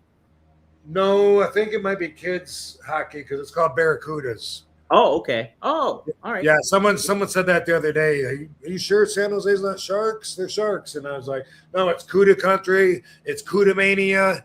Whoa. And it is the 31st, Saturday. So All right. it's a hockey game. I'll be dropping the puck. I'll be saying, what the fuck? Best of luck. Best of luck. Yuck. Booker T did it for them last time. So I'm following suit and looking forward to it. But RVD on Ice, everybody. Go check him out. We'll see how I can make Saudi Arabia and the hockey game. Yeah, maybe. We'll see. If there's a will, there's a way. Cuda Mania. Cuda Mania, brother. Maddie. Looking at the calendar, I wanted to tell y'all today's the twins' 1 month birthday. Yeah. Happy birthday. Yes. Katie, I wanted to ask you too. So my sister-in-law, she's got 2 baby girls, and over the course of time, she would lay them on the mats that would show their size. They're changing size. Yeah. Are you going to do that too? We did it today. Did you? That's awesome. Yeah, we just did that at the hospital, and then we circled like 1 month, and then we did that. Yeah, that's pretty neat to do. I always liked it when my nieces would. You'd see how quick they were growing and stuff. It's great. Yeah, it's like a growth chart on a mat type thing. Yeah. Yeah, exactly. Hey, let me random comment. I thought about this yesterday, and I wanted to make sure and remember to say it on the show. It just popped in my head. I was smoking a doobie back here, and I was thinking about Tracy Smothers for some reason. And I was thinking, and something made me laugh. And I was thinking, like, maybe the good people in the chat room of the RVD fam might think this is funny and enjoy a laugh too. We all love Tracy. Like, who I don't know who could say anything bad about him. You know, I don't know if you knew him. Good country boy. Yeah. And he loved to have fun. You know, he was always ready to, even if he was pissed, he wasn't far from being in a good mood. You know what I mean? Oh, that's great. Even if you're mad at somebody, if you could pull him aside, you could be like, hey, man, come on, what's your deal? What's your deal? And he might be like, no, fuck that shit. Come on, what's your deal? And he might be like, what's your deal? You know what I mean? Like, high five. You know, we used to always be like, what's your deal, man? Hey, anyway, what I wanted to tell you that I thought was so funny was this was in the ECW days, and Tracy liked to smoke marijuana. So whenever we would go, like, step outside or whatever and get in a circle and smoke a doobie, there'd be little Guido and Tracy and me and Sabu and Pee Wee, maybe or maybe not 1 or 2 other guys. This is what Tracy would do every time. All right, man, let's go. You take your shirt off to smoke? He would take his shirt off because he thought he was kayfabing and that his shirt wouldn't smell like smoke then. Oh, okay. Even if we were all in a car or something, he would. It's not like he would throw it out the window, but he would take his shirt off whenever we were smoking to avoid it smelling like smoke. And I would always laugh I just thought that was so fucking funny. And Man, I'm wondering that if it's bad if I'm by you and you're smoking. I and it know, stains my I hair, was- and then I hold the babies. well, yeah, I haven't smoked like in front of her like this Yeah. close to her in quite a while, but yeah, I know I changed my shirt before we went because my other one smelled. My shirts always smell like smoke. I don't know why, I don't get it. but he would do that every time, and I'd be like, sometimes I would, have the conversation with him. You really think that's doing anything, man? Hey, man, I told my girl I would do that, man. So just, I just take it off. I gotta head out. It's baby o'clock. All right. Great to Yeah. see you, Kitty. Congrats. Thank you. Yeah, I'm my along- best to Karma and Sabotu. Thank you. You can leave Barbie in here and shut her in. Yeah. That's cool. Bye, y'all. Love you, baby. Bye, Katie. Till Sabo. See you tomorrow. I will. All right. That was awesome. Now I can smoke. Now you can take your shirt off, Rob. Yeah. Isn't that funny? That's And if, great. you, Yeah. and if you knew Tracy, it would make it even funnier. I bet it would. Yeah. Dude, I always heard great things about Tracy Smothers, and I'm like so upset, like, because I probably, in my earlier time when I started writing, I probably could have interviewed him, but I never really reached out or anything like that. So, Yeah, but I bet he would. I worked him one time in like '94, it seems like, at a fair, in the South. Barbie, come here, baby. You stay in. And after that match, we became friends right away. But every time he would talk about that match, there's a couple things that he would always say consistently, like for the rest of our lives together. He would always say, "That an easier street fights." And the other thing he would say, he took me within an inch of my life, man. Swear to God, inch of my life. It was so funny. That's awesome. That's so good. Sometimes him and Lil Guido would fight, and I just thought it was so funny because they're both such characters, That just made it funny watching them mad at each other. He was fresh Tommy, and Guido. Tommy and Tracy would they would let's say Big Brother Little Guido, and he hated it, Oh, I bet he would. Yeah, I bet he would. I tell you what, Vito's impression of Guido was fucking hilarious last week. The way he was able to change his tone so quickly like that, I was like, "Oh my god, that is Guido." We're all characters. Yeah, all right, that's it. Right? Del Wilkes, the Patriot, said that one time we were on the bus in Japan, and he said, "Take a look around this bus. Everyone here is a freak except you." Just take a look around, and I was like, "Oh my god, he's right." But then, as I got older, I was like, "I think his point was that I'm a freak too." I'm a freak as well. I don't know exactly what he meant, but it was like there's the Kamala dude, Kamara, Ben Peacock, and there's Fucking Gary Albright sitting over there too. Dr. Death, Stan Hansen, yeah. He's who? Yeah, but there's an expression, something like, if you ever look around and see that everyone is everyone except for you is a freak, they're thinking the same thing, Right? Yeah. Which makes sense. But I remember Del Wilkes saying, like, "What are you doing here?" Yeah. And I wasn't comfortable yet being there. We've talked about that when I was young and insecure and so shy. Steve Williams thought I was slow, and he was like, Del was cool though. He sat in front of me on the bus, and he was just like, "What? Why are you here, man? Like, look at you. Like, look at all these guys. Like, we're all crazy. Like, look at you. Like, look around. Take a look around the bus, man. We're all freaks. How do you feel like you fit in?" And I was like, like on the Instagram thing where they're looking around there. Yeah. But that had to be also uncomfortable though. Like, raise your anxiety up a little bit more. Like, man, do I fit in? I don't really fit in. Like, what's going on? It did. Yeah. I was 23, maybe 24, and a young one at that too. So yeah, I remember. Just Turn around, don't talk to me.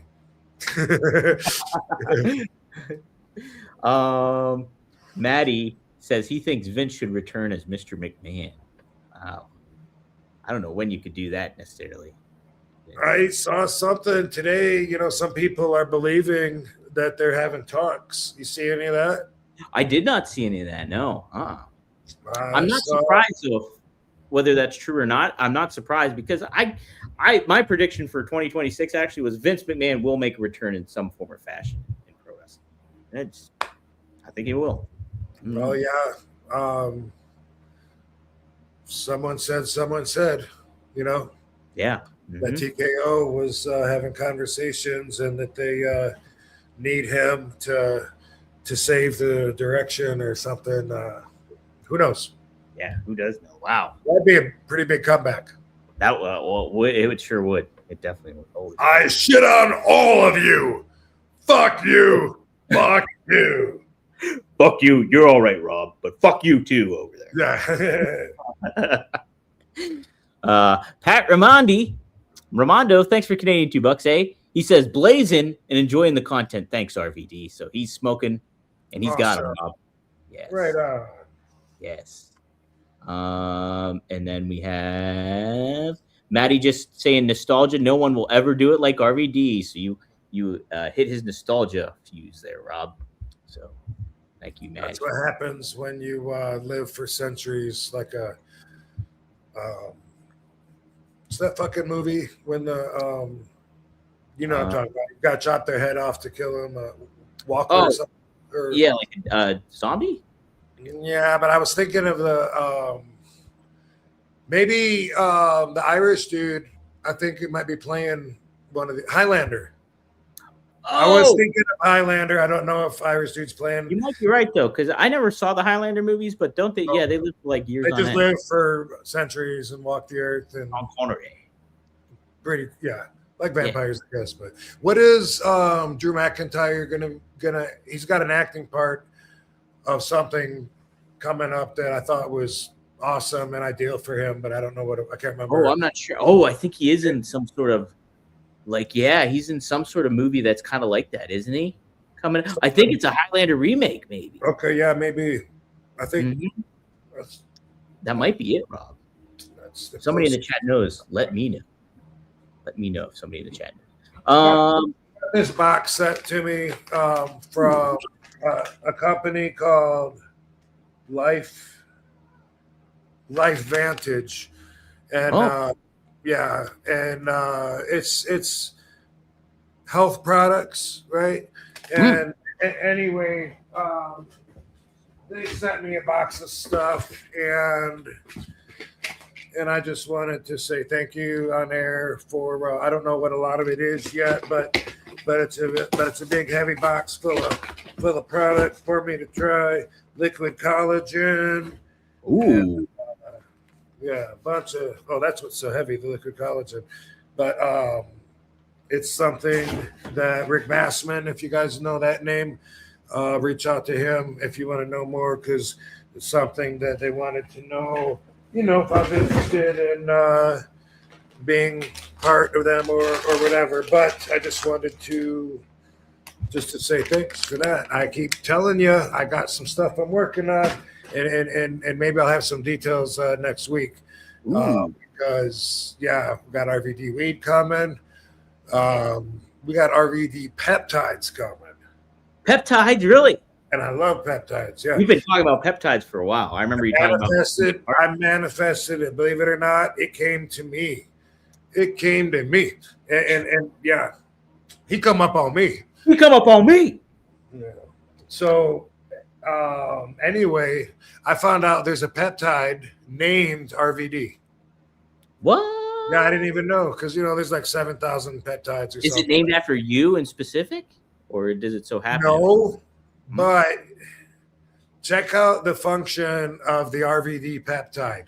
It latches onto your cannabinoid receptors in your brain, and then it mitigates your mood.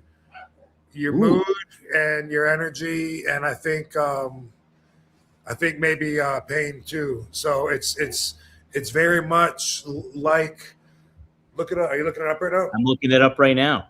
Yeah. I had no idea. And it's like, boom, like how much?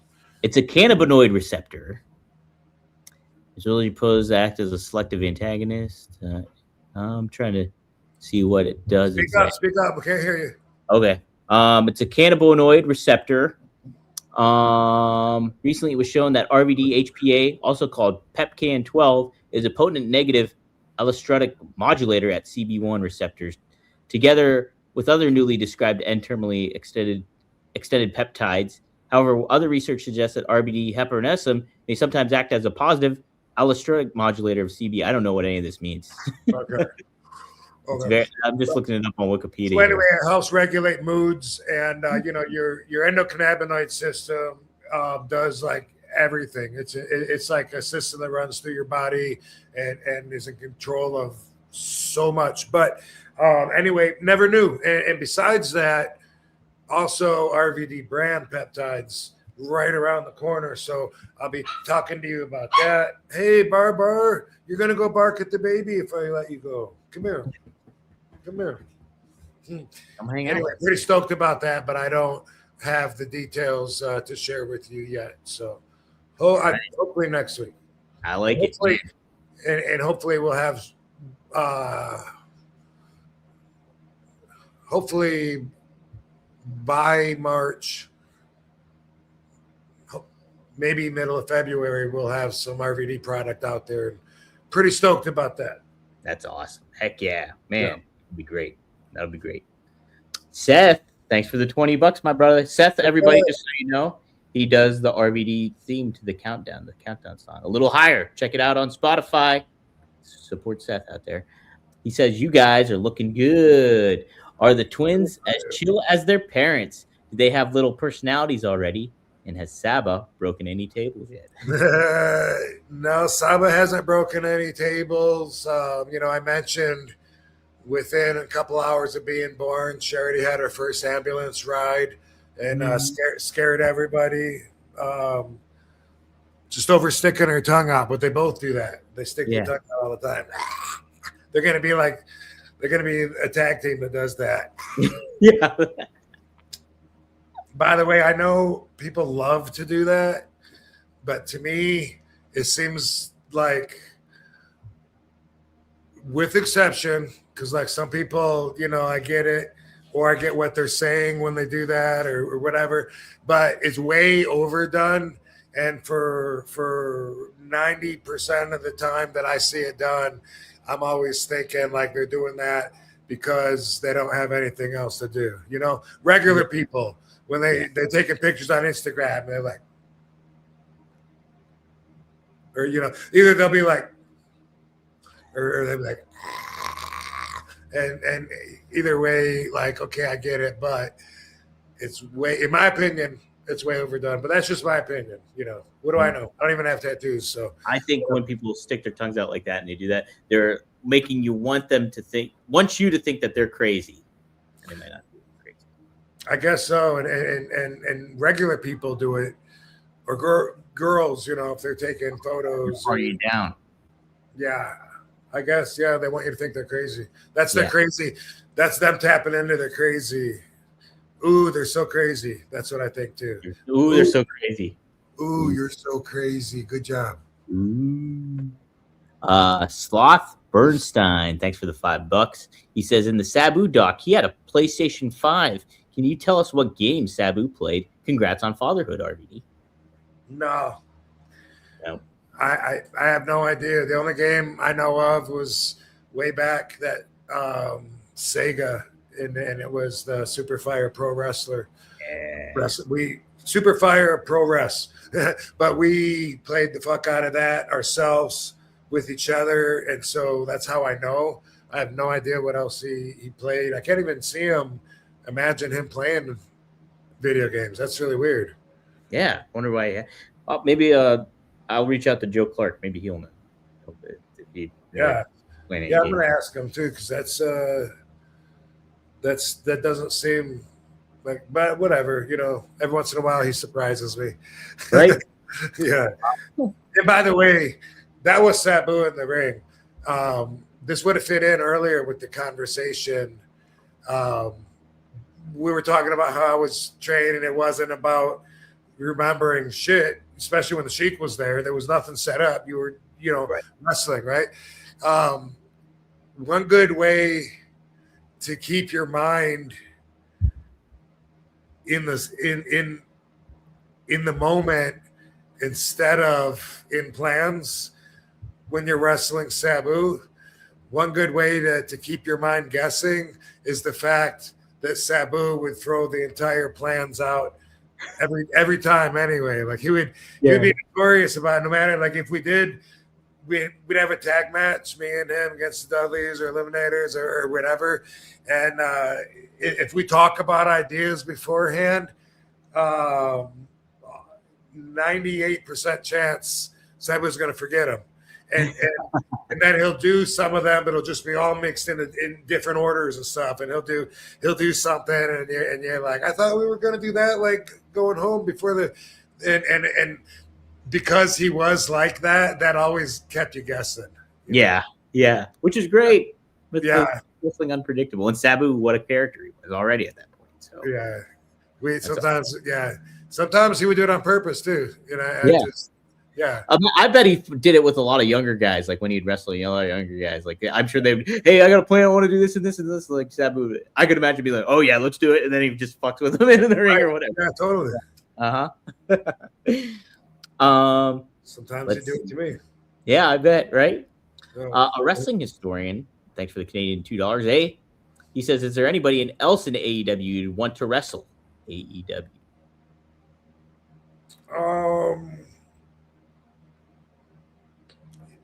Sure.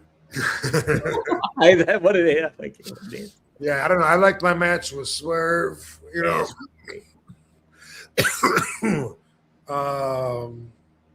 have a rematch with the Luke Perry kid. Yeah, Jungle Jack. Yeah, I don't do like fantasy matches and stuff, so I don't think of it that way. But I would like to wrestle Jericho, Edge, Christian. Yeah. Some of my peers more so than the young guys. And that would be awesome too, because they'd be talking about that match, they'd be like, oh my God, man, they schooled us. So what I mean? That it would be something where I think everyone could learn something, You know what I mean? I'm trying to say. Oh, I get what you mean. Like, yeah. Like when I wrestled Jericho at the in Brooklyn at the Barclay, and I told you like it was like that was my return for the Money in the Bank 2013, I believe, or something like that. Something like that. It was, and then I wrestled him at the Barclay, maybe the night before or the night after, whatever. But anyway, they kept extending the time, and they cut out a match or something, and we were on live TV, and then we had to just work out there. And Barbie, come here. And anyway, I just remember like that match got a lot of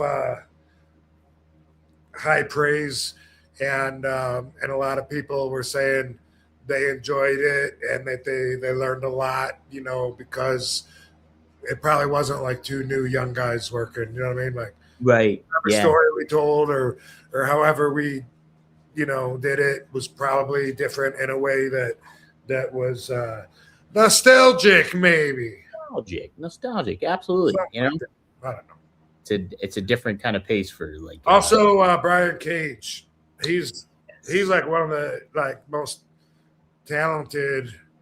I don't know why WWE doesn't take him and just teach him how to be a monster, and because he does all the little guy moves too, you know what I mean? He wants to show he can do it. But anyway, he's amazing, and so let me throw him on there too. We could do it right. We could make some money together. Oh, no doubt about it. I love Brian Cage. It'll be neat to see him back too, because I think he's like so greatly underutilized in AEW. I think there's so much more they can do with a guy like him for sure. It is. Yeah, he's like, he looks like he could enter a bodybuilding contest tomorrow without, fucking no prep work. Like he's just so. He's just there. He's already there. He's got the look. Let's put it that way. He's got the look. Fans aren't gonna say like, I could take this guy. No way. Maddie, I'm not going to put this chat up just because I don't want to get in like trouble. they could with a lot of AEW guys. Sorry, All Petite Wrestling. Oh no, I hate Robin. Oh no, just joking. The word's out. Maddie, we know what Vince said to Cena that one time. What's up, my N word? He did say that once. So You did say that, yeah. He did say that. Big Horse Legs. What a name, Big Horse Legs. Thanks for the $2. Does RVD like any pre-workout supplements? Yeah, before I work out, I take NO Explode. What is that? NO Explode? NO Explode is a pre-workout, and it's a vasodilator, so it allows more blood to flow through your vessels because they expand. It's got caffeine, it's something to give you energy. It's called NO Explode. It's been around forever. And with pre-workout, it is certain things they put in there to try to give you caffeine to wake you up, and then amino acids in there to make your blood flow better and shit like that. Like with pre-workout and even with post-workout, it is kind of designed specifically to do something. But where a lot of people are mistaken, in my opinion, I think a lot of people think that protein powder is supposed to be some magical formula on its own that's supposed to get you big. But in fact, it's just protein. It's basically like I could eat 1.5 chicken breasts and fucking sweet potato, whatever the fuck, or I could take a couple of scoops of protein powder. It's more like that. Like if you look at it as part of your diet, then it's not even that expensive. Instead of eating, I'm going to take a protein shake this time, and then I'll eat next time it's time for an intake. It's more like that. But when you don't know, you think that it's like steroids, and like if you take the protein, like somehow it's going to like build your muscles, and sometimes it will have glutamine and some things in it to help, just to help make it like a healthy protein and supplement the protein synthesis and like that. But besides that, there's not anything magic. Whereas with the pre-workout, you're taking that because you want it to give you energy and wake you up and boom. So it's like it's purpose driven, where protein powder is more just protein, which you need protein anyway, whether you eat it or if you want to get extra protein, it makes it easier to get more protein. Does that make sense? That makes plenty of sense. Yeah. No, I'm looking at the NO Explode stuff on Amazon right now. And, I remember one of my nephews one time, got into my protein and took a scoop or two, just thinking like that was going to do something, like that was going to somehow build muscle. It's not magic.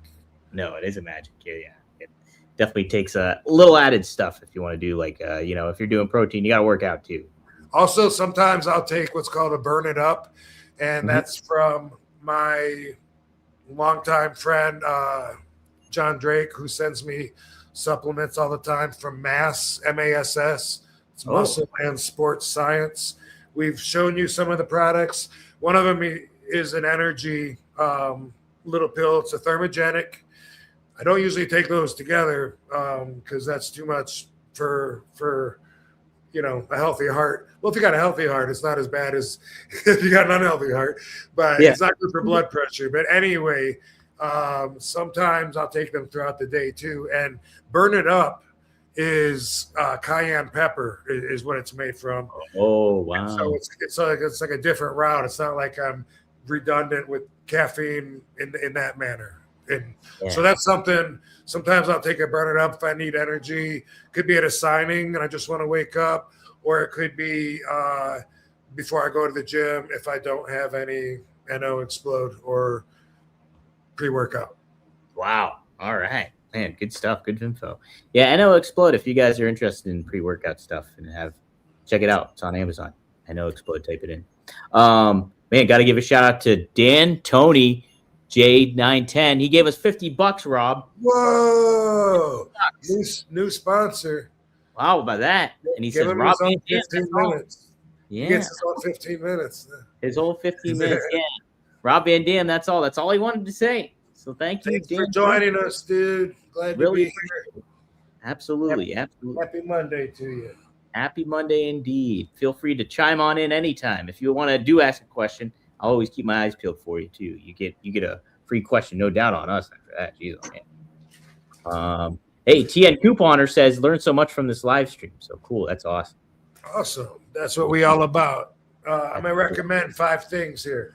Okay. Oh yeah. Yeah. Great. Boom. This I didn't spend time. This one not as deep as last week.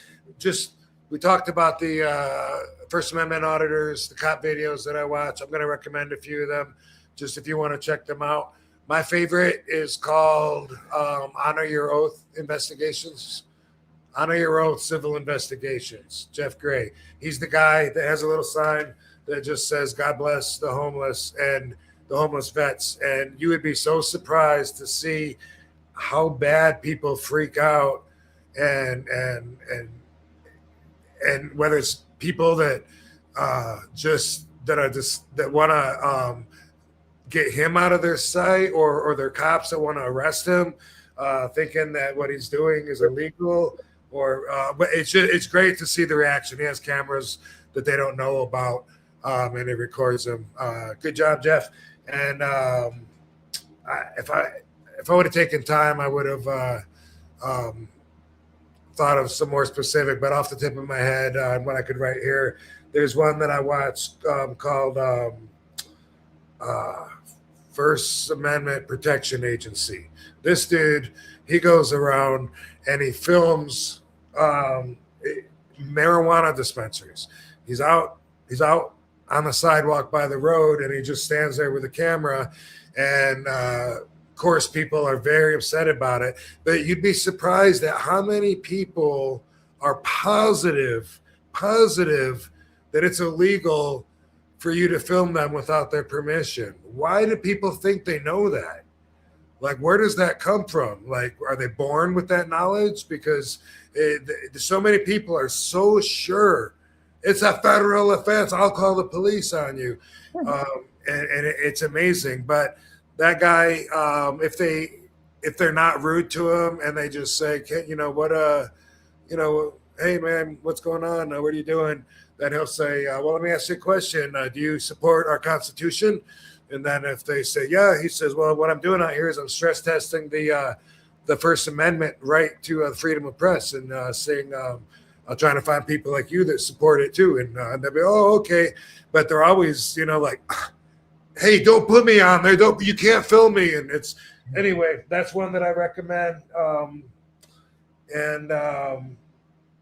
Hey, didn't I just, Long Island audit. This guy, he's like half a lawyer. Like, he knows so much. And he does lawsuits when his rights are violated. He goes into courthouses all the time and places where the security working there thinks it's private, but it's actually public. And they try to unlawfully restrict his access. And he always stands there toe to toe and says, you can't do that. You can't trespass me from public property if I'm not breaking the law, just because you don't like that. But they don't like you here. They don't want you here. And it's like, you can't kick somebody out of public just because you don't like what they're doing if it's lawful. And the thing I like about him, Sean Ray, is he stays calm and cool through the almost all of the things, you know, like he doesn't raise his voice, he doesn't start, you know, saying, you know, like he's got good control over himself, which I talk about too. I said last week, if I'm angry, I'm in the wrong with my own policy. I'm not saying you're in the right, but I'm saying already I'm in the wrong. If I'm screaming, if I give into emotion, he's really good at saying, I'm being, I very respectfully decline your decline your question, sir. It's not lawful. I don't, you know, this is an unlawful detainment, sir. Anyway, he's really cool about that. Delete laws, the opposite. Delete laws records cops, and he's super rude. He got thrown in jail for a while. Whoa. Yeah, for a while. I mean, a lot of these guys get arrested for a night or two here and there, but this guy, he gets real close to the cops and pushes everything, and he's very not polite to them. You know what I mean? Like he'll record a cop's got someone pulled over and they got their flashlight, and then they'll say to him, stand back, sir. And he'll be like, I'm 25 feet away. That's not, you know, I'm not going anywhere. You know, and he's like, see how these punk ass pigs do? They just want to start screaming unlawful orders at you right off the bat when they have no authority to do it, and they don't realize their own scope of authority. And the guy will say, I'm telling you to stand back. Or what, pig? I'm not moving and you can't do nothing. You know, he's more like that. Wow. But if you want to see the wide spectrum of, you know, different, you can make your own opinions on them or not. And then there's I think Audit the Audit. That'll be my 5, and that's more like a professional, like a little quick story. Like, boom, here's what happened. You know, the cops went to the person's house. They didn't have a warrant. The guy said, no, you're not coming in the house, leave. And they insisted, and they came in unlawfully and broke the 4th Amendment and said, you know, that they had a right, but they didn't. And then they shot and they killed the guy in his own house. And then they tried to hide it. And then this and this. And it's like interesting little stories given from like a legal perspective of how bad the cops fuck up and try to cover it up. And then all stand behind the blue wall of silence and don't rat out each other, and instead back each other up even when they do wrong. So then they lose their qualified immunity in a lawsuit for violating civil rights, and then they get sued, and then they get fired, and they just go to the next county and get another job, and then the people follow them. And so that's a lot of what I spend time on doing. And I don't hate cops, by the way, but you know, there's some good cops, and I'll just leave it at that. But their job is to find reasons to arrest you. That's their job. Yeah. Wow, man. It's great when video content is educational, but also entertaining at the same time. Yeah, there's a lot more. If I took the time to write their name down while I was, and they're all like different characters that, you know, that act different. Some of them rude, some of them professional, some of them silly. There's characters. There's a couple characters. The one guy I didn't know until last night that he's actually normal. And I see him before he was going to character, and he's like, this is why I do what I do. And then when the cops are talking to him, he's like, yeah, can we get some coffee instead? Yeah. Anyway, Tupri, that's that dude's name. Funny. And then there's another guy, black dude, that like he's always asking the cops, you know, can you explain to me the 5 elements of the First Amendment? Please tell me you know them. You took an oath and swore to protect the Constitution, and you don't know the 5 elements. And anyway, it's educational, and I learn a lot from it. And that's my recommendations. All right, there it is. RVD recommends. So keep those noted down. I'll be sure to make a clip of this one in specific too, so you guys can just. God bless the homeless vets. That's it. God bless the homeless vets, indeed. All right. So that'll do it for us this week. Thank you all for tuning in and asking questions and everything. Rob, this one went really short today, unfortunately. We were planning to go long, and we cut it way too short. Always, dude. I guess 2 hours. You know, I was thinking about that because I saw somebody's podcast and it said full episode, but it was like 33 minutes. And it was the Philly, the guy in Philly, the mobster that has the cheesesteak place. Johnny Molino, right? Man, I can't believe you knew that. Thank you. Yeah, I'm well aware now. I watched the one documentary, and so I got to watch it. I bookmarked one of his videos too. He was talking about something. I was like, "Ooh, I got to bookmark this." I think he does a joke or something like that. Okay, yeah. So I was thinking about that. Like, wow, full episode was 33 minutes, and I was thinking, I wonder if we can do that. Whoa!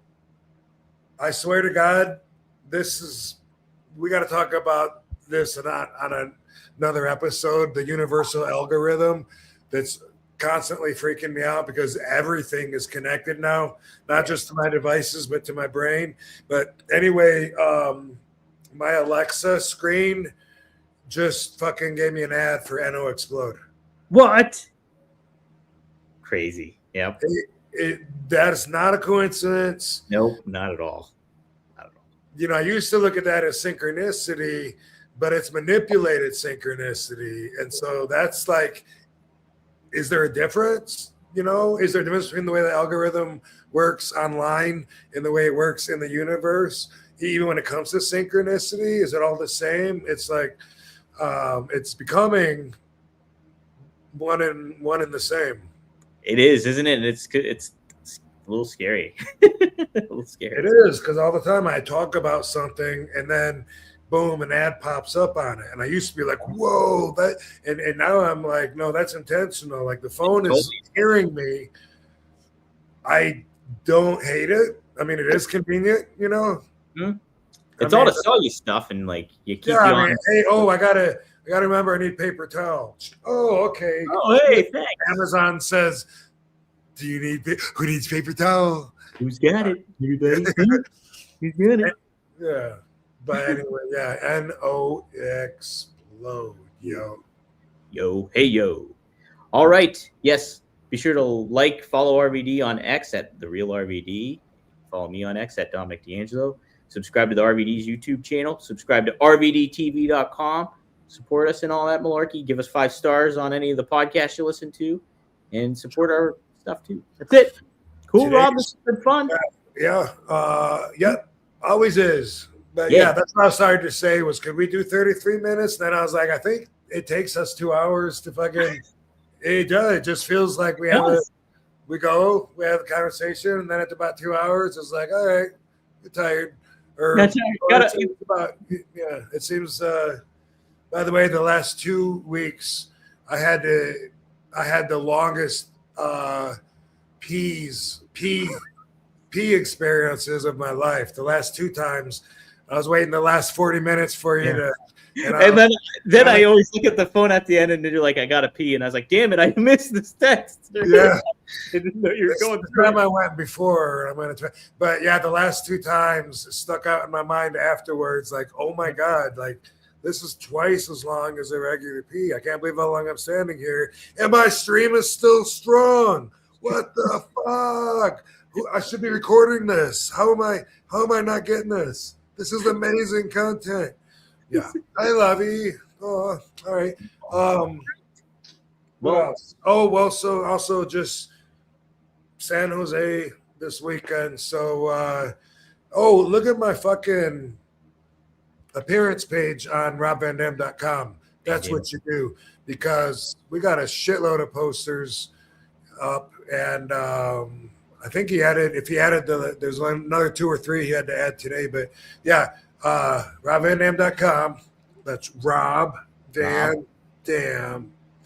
And then go to appearance page if you want to see where I'm appearing, because we're caught up on the poster page, I do believe. And this weekend, it's all about Cuda Mania in San Jose, California. So have a hockey night. RVD on Ice, everybody. Go check it out. Home of Kirk White. The real big time wrestling, not that Chillicothe bullshit. Not that Chillicothe. No, yes, that's right. Cool. All right. We'll see you guys next time here on One of a Kind with who? RVD. The whole fucking show. Thanks, Van Dam fam. Love you. Peace out, hoes. Peace up.